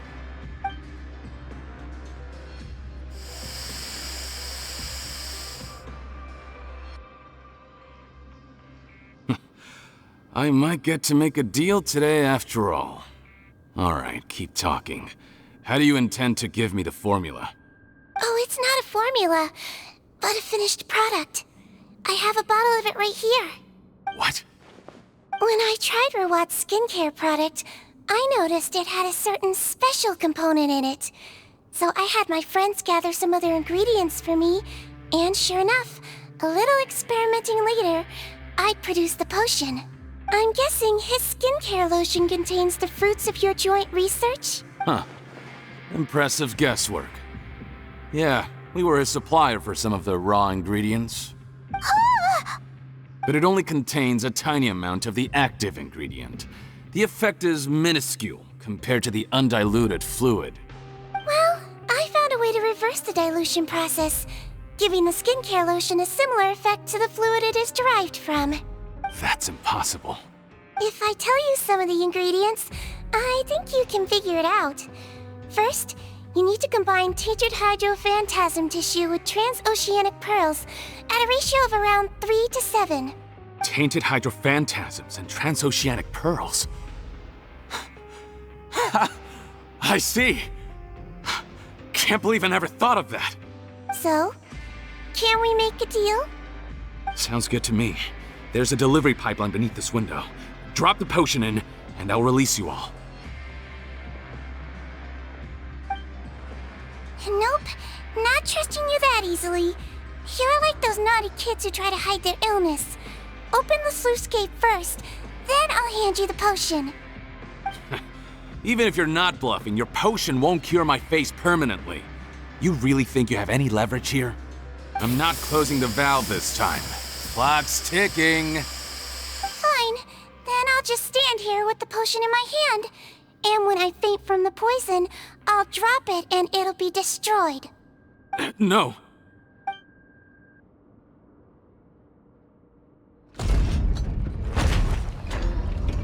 It's open!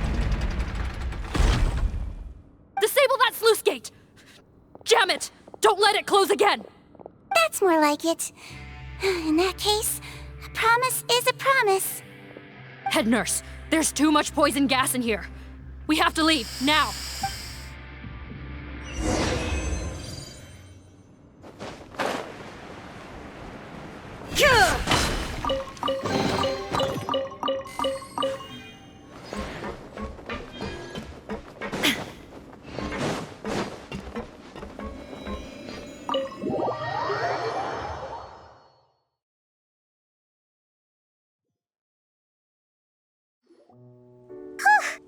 That was too close. That button is a real nasty piece of work. Oh, don't be too quick to sit down. Moving around a little will help relieve the soreness. Same goes for you, Traveler. Oh, but Paimon, you should be fine, right? Flying fast is pretty tiring too, actually. Anyway, that's not important right now. Paimon's still shocked to learn that there's a whole criminal operation going on behind that skincare lotion.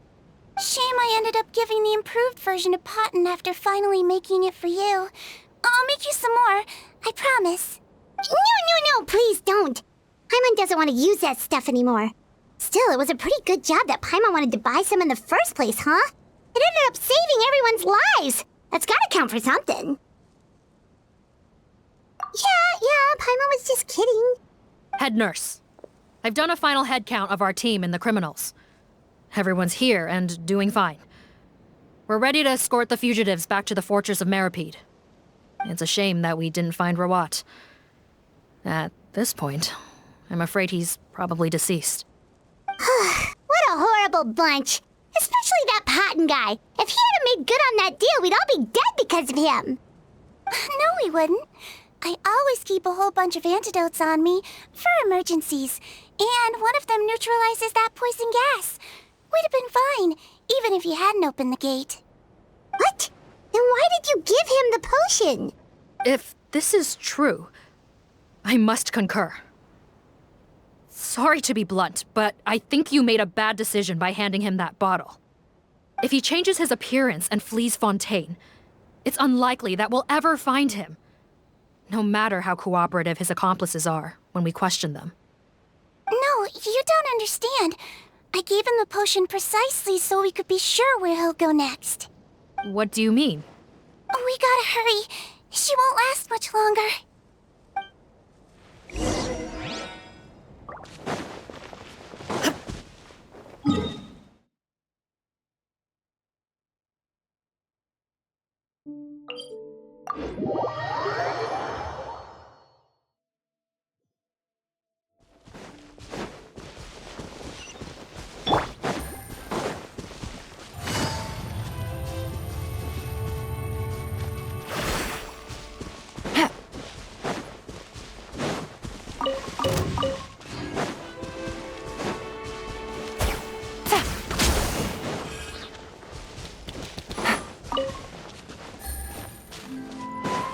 Take it easy.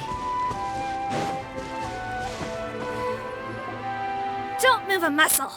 I might be short, but I pack a mean punch. Captain, you're just in time. While I was lying in wait, I spotted this crook snooping around, trying to find a way in. So I detained him. Whoa. His face. Are you... Potton? So this is where you were heading, huh? What? This is how Potton looked before his face was marred. His current appearance matches the mugshot on his arrest warrant. I see. Wait, so what's going on? Wasn't the whole point of the potion to disguise himself and escape Fontaine? Why would he change back to his original face and run right into our trap? Enough of this nonsense. Let me in. You better pipe down. There's an old lady in there who's very sick. No way are we letting a crook like you inside. To heck with it. Listen to me. I'm Rawat. That's my mother in there. He's gotta be lying, right? Rawat was a victim in all this. He was forced into it against his will. How can he and this monster be the same person? Forced against his will? That's the funniest thing I've heard all day. Back when I was being coerced, everyone thought I was colluding of my own free will. And then when I actually became a criminal in my own right, you all suddenly thought I must be under duress. Amazing what a difference a handsome face makes. Save us the speech. Explain yourself. You want an explanation? Fine. I'll tell it how it is. When I was just Potton, the whole world treated me with contempt. Ew. What do you want? Get away from me. Women despise me. Collaborate? You don't look like much of a researcher to me. My peers scorned me. Mr. Potton, was it? I'm most interested in your research. Consider my offer carefully. I doubt you'll find other investment opportunities. Only villains would work with me. You want out of the game? Forget about it. Turns out, I slipped up a little. Left your picture with some Marechaussee Phantom officers. Easy mistake to make. Now they've listed you as an accomplice and drawn up an arrest warrant. So I suggest you put any thoughts of running away to rest. If you get caught by the guards for being in the synth business, you ain't ever seeing the light of day again.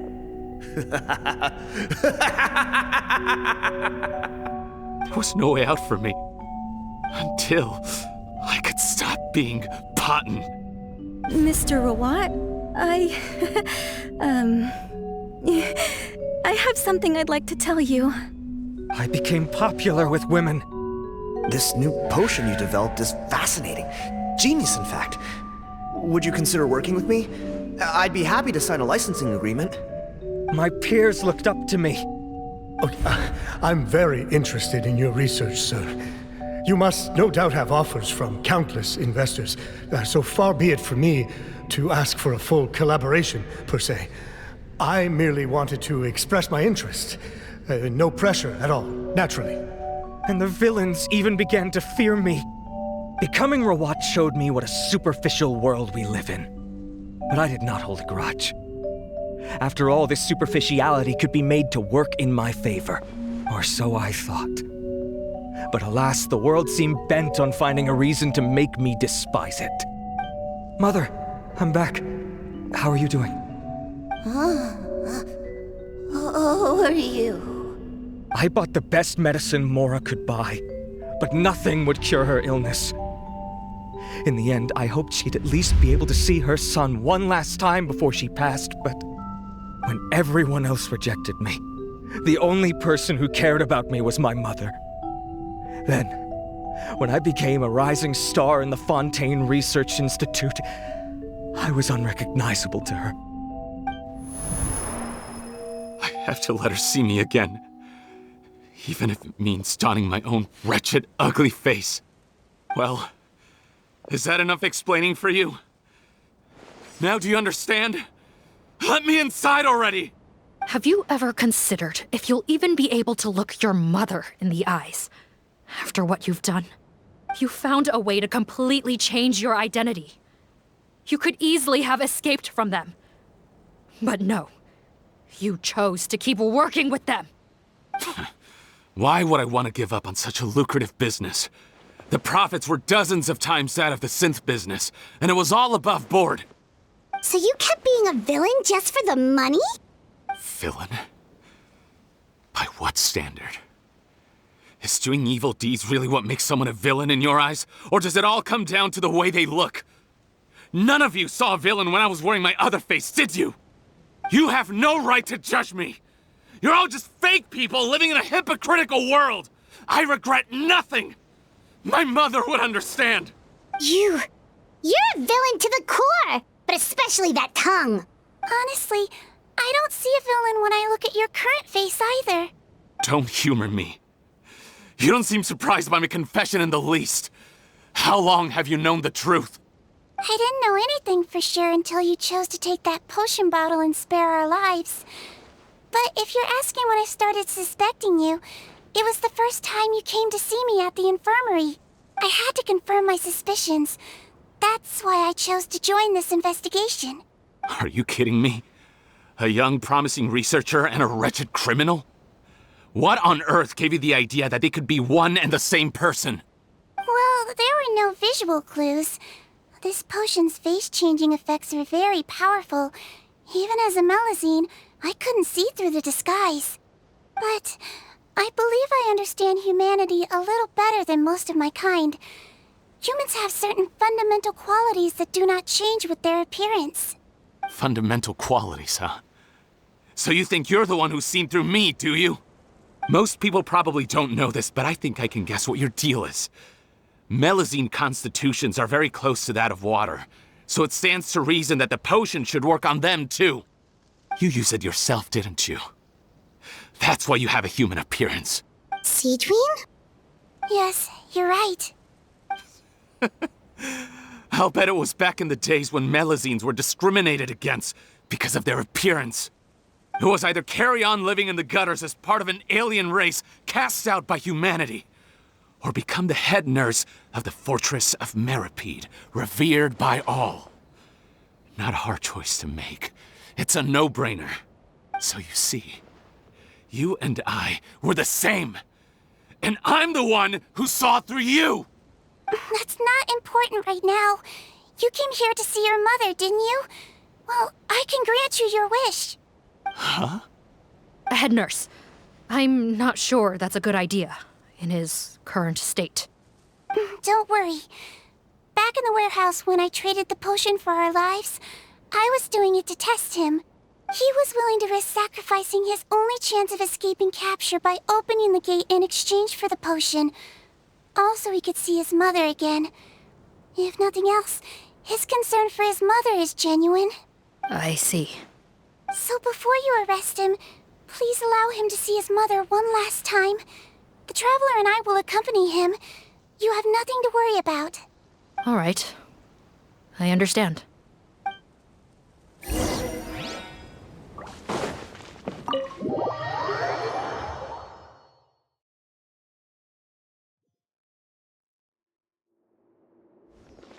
Mom? It's me, Potton. Your son. You recognize me now, don't you? Mom, what's wrong? I'm sorry, but I have some bad news. I examined your mother last time we were here, and it appears that due to her prolonged fever, she's lost her eyesight. What? Your appearance no longer has any bearing on her ability to recognize you. But there are always other ways to remind our loved ones who we are. Wouldn't you say? No, it can't be. Please, Mom, open your eyes. It's me, your son, Potton. If you really can't see my face, then here, take my hand. Tell me you feel your son's hand. I've done so much to get to this point. Please, you have to recognize me. No.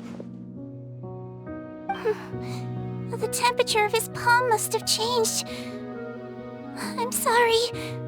It seems I couldn't bring him back to you after all.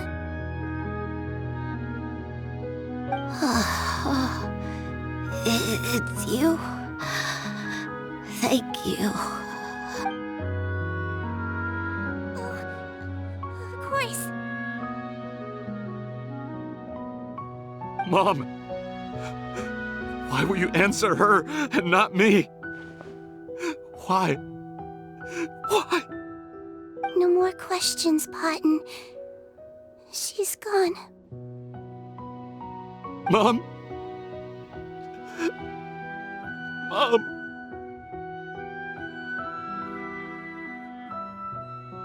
I'm sorry to say this, Potton, but you and I are not the same.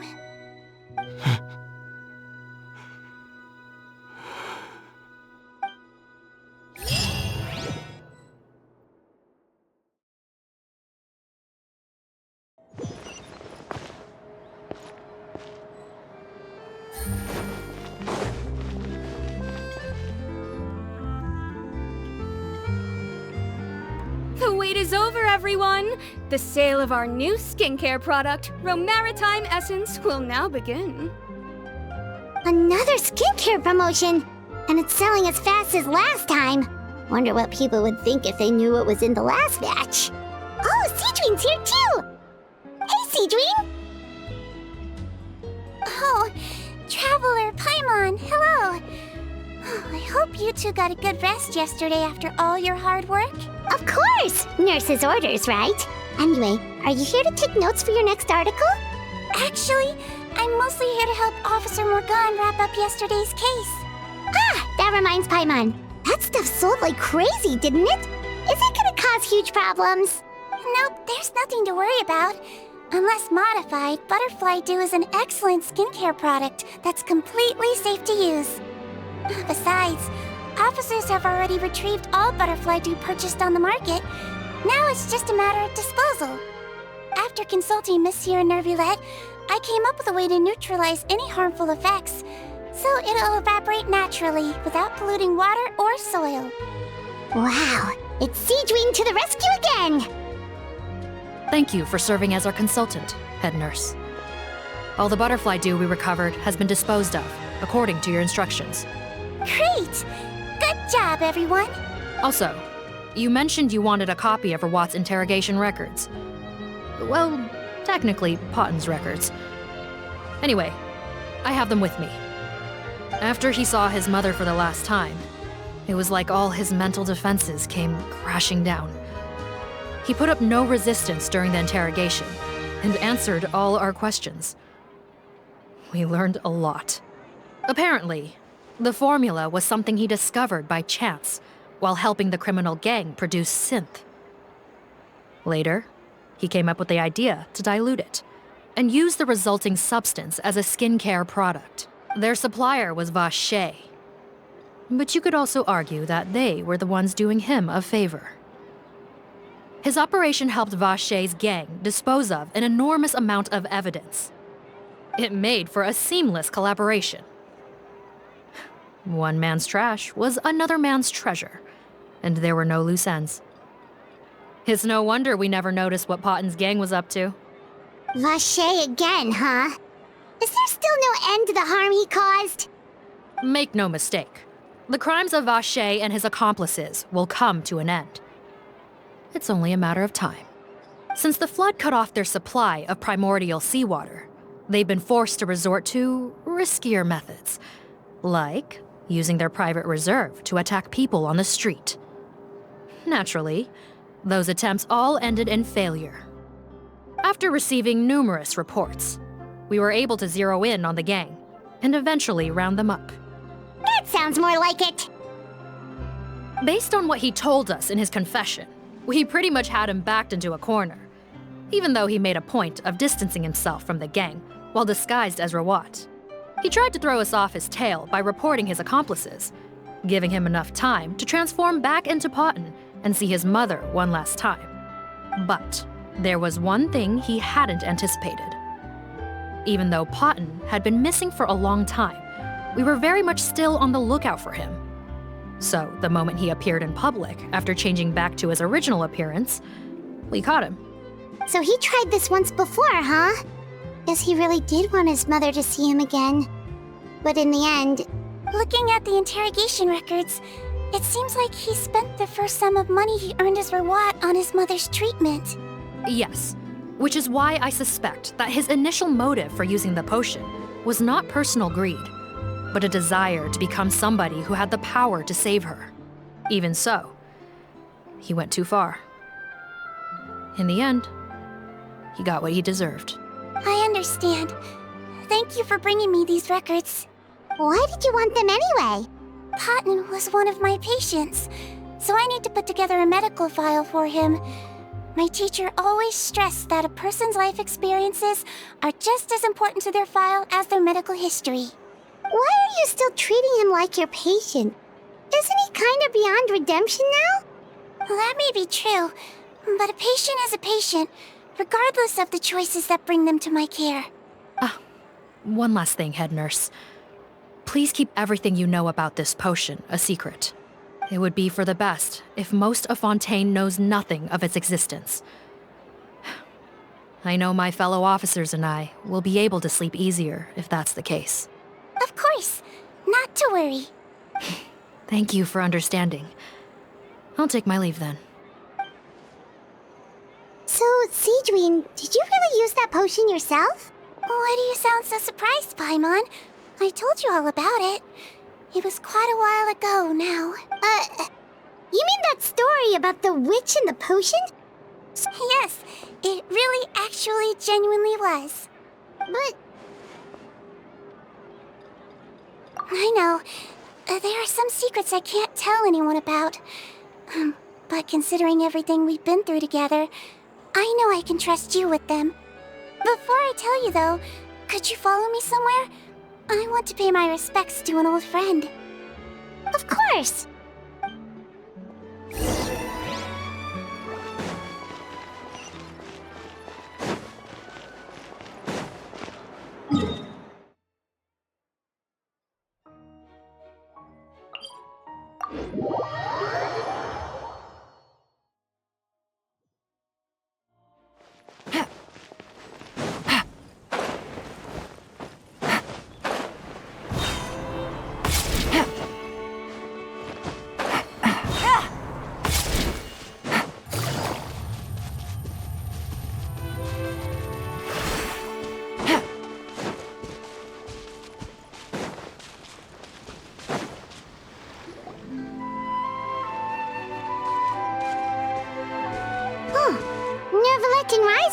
they're here too.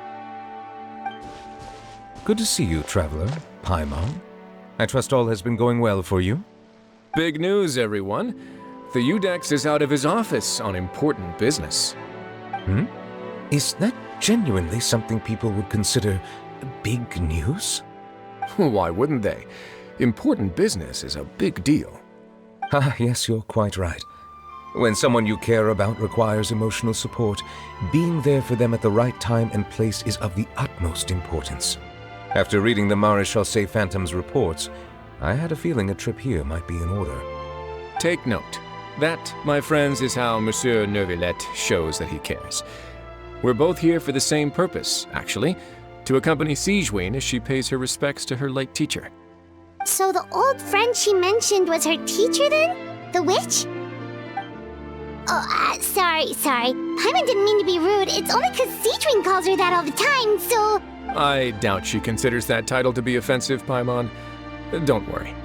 Indeed. In fact, I believe Sigewinne would take it as a sign of affection. She has spoken of this doctor on many occasions, and it sounds like she was a truly generous individual. In those days, many people harbored prejudices against Melusines. She was the only teacher willing to take Sigewinne on as a student. Wow. It's really nice of you two to be here for Sigewinne. Guess you guys really look out for your younger colleagues, huh? Younger colleague? Well, that might be true for the Udex, but I'm not sure I can say the same. Sigewinne served a sentence in the fortress of Meripede hundreds of years ago, and after she did her time, she decided to stick around. She's been an integral part of our administration ever since. Strictly speaking, the head nurse has been around longer than most people in the fortress, myself included. Pretty sure that makes me the younger colleague. She served a sentence? Yes. Long before I became Udex, there was an ancient law in Fontaine that prohibited any attempt to transform another species into a human. Initially, I and most researchers believed this law to have been imposed due to ethical concerns. But now, it seems more likely that the law was nothing more than an insurance policy, a way for Egeria to ensure that her people would remain insulated from the truth, thus enabling them to lead more straightforward, happier lives. Ignorance is bliss, as they say.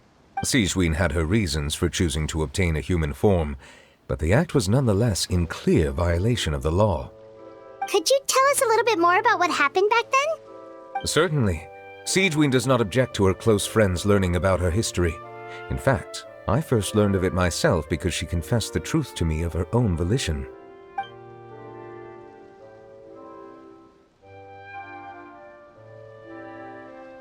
Even with their daughter so ill, they kicked you out? Stubborn as always. And prejudice isn't a disease I can cure, either. Shame that I don't have the energy to get over there. You're laughable, you old witch. You want to save everyone in Fontaine, but you can't even save the patient before you. Master, what are you... I discovered a strange disease, one I suspect that every Fontainian suffers from. But without witnesses or proof, no one will believe me. I had no choice but to experiment on myself to find a cure, but I hit a wall. And as you can see, it took a wretched toll on me. Then I'll find a cure for you, and then you can go cure her. There's no need. I am beyond saving now. There's nothing you can do. But, Master... As I said before, a doctor's duty is to treat whatever ailments they can. I know, but they don't trust me at all.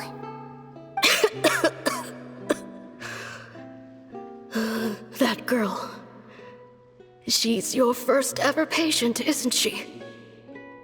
Tell me, what cost are you willing to bear to see her cured? I'll do whatever it takes. Even if it means breaking the law and being punished for it? As long as I don't hurt anyone.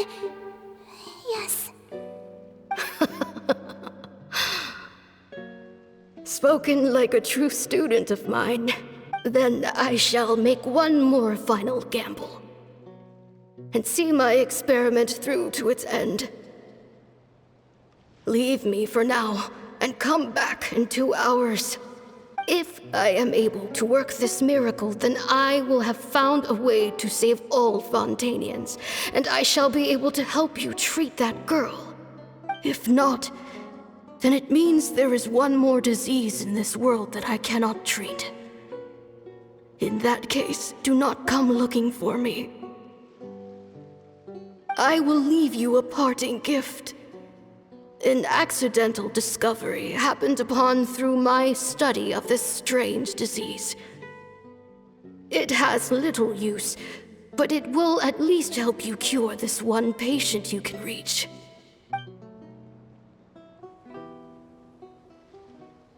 When Sigewinne returned, the miracle had not occurred. She found a potion bottle and a note on the table. After using the potion as instructed, she gained her current form, breaking Fontaine's law in the process.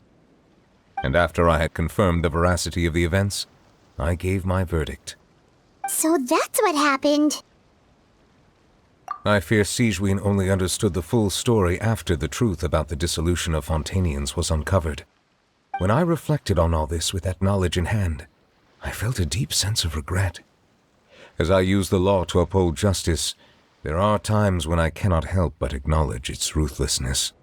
After the final details of the events surrounding Sigewinne's transformation came to light, I checked several sources and, thankfully, the legal code does not require Sigewinne to shoulder any additional punishment. Wonder how she feels about all this. Since she invited you here, I imagine she intends to speak of these matters with you, no?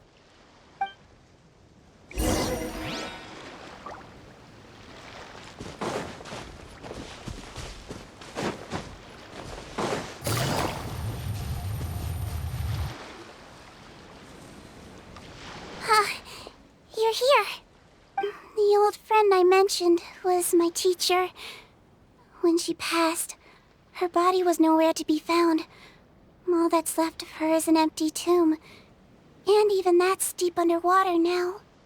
Sigewinne, the witch who gave you the magic potion, she was your teacher, wasn't she?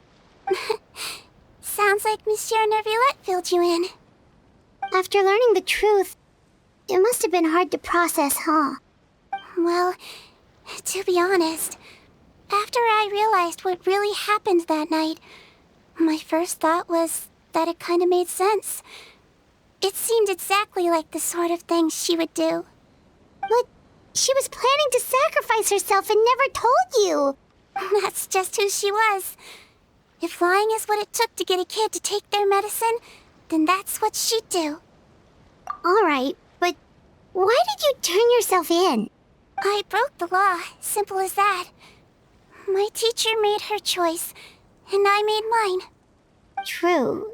It's just, the way Potton framed it when he was asking you all those questions, it made Paimon really mad. You're not like him at all, and everything Neuvillette said confirms that. And yet, you were still convicted and thrown in prison. It just feels so unfair. Unfair? I happen to think just the opposite. If I hadn't served that time, I'm not sure I would have been able to stay strong when he was questioning me. Well, what makes you say that? I knew you'd be curious. Let me tell you a story. The verdict came down.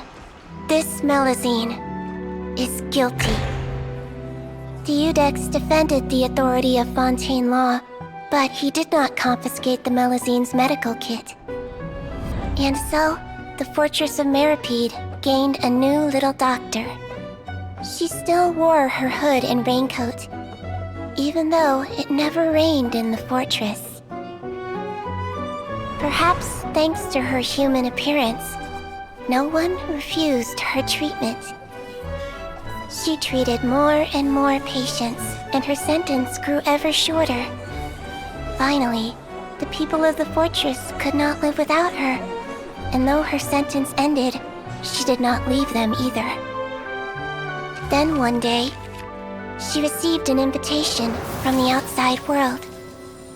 The location seemed familiar, and when she arrived, An old lady was waiting for her. She saw right through the Melizine's disguise, but didn't reveal it. Instead, she asked a question. Tell me, why do you think you gained the respect of so many people, despite being a Melizine? Because I look like a human? It's been 50 years, Sigewinne, and you haven't aged a day. I think everyone knows you are not human. I finally found you, after all these years. I still remember, you know. It was you who saved me that night. But how? I was no longer a Melizine by then. Does it really matter if you're human or Melizine? I remember the warmth of your palm. It's quite unmistakable. And you know what? It hasn't changed one bit. You don't have to hide anymore, Sigewinne. These days, everyone wants to make friends with Melizines. And I think that it's all because of you. I'm sorry I couldn't say this until now, but thank you, Dr. Melizine. Now that's an ending Paimon can get behind. After hearing everything Potton said, I wanted to tell him that it didn't matter who he looked like on the outside. But it was too late. The warmth in his palm had already disappeared. I tried to treat him, but the roots of his problem had nothing to do with his face. I understand. Thanks, you two. I appreciate you being here for me while I talk this through. Oh, it's nothing. Our pleasure. Oh, there's one more reason I invited you here. It's about time I finally give you what I promised. In order to restore the appearances of the face-swapping victims, the Marechaussee Phantom gave me special permission to make a few bottles of that potion. And I made one extra just for you two. We don't need it though. Shouldn't we destroy it? Well, even if you chose to destroy it, I still thought I should give it to you first. You two did so much for me.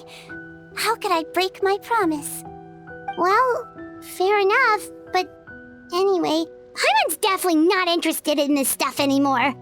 Still, if this is the very last bottle in all of Teyvat, getting rid of it would feel like kind of a waste. Maybe we can give it a special meaning somehow. Oh, Paimon's got it! Melizine physiology wasn't affected by the Great Flood, right? So that means the potion should have a permanent effect on you. In that case, what do you say, Sigewinne? Ever thought about transforming back to the way you used to look? After all, from a Melizine point of view, Paimon bets Melizines look the cutest of all. Paimon, after everything, do you really think it matters whether I'm Melizine or a human? Well, what was Paimon thinking? You made up your mind a long time ago. Yeah, let's just destroy this thing. Leave it to me.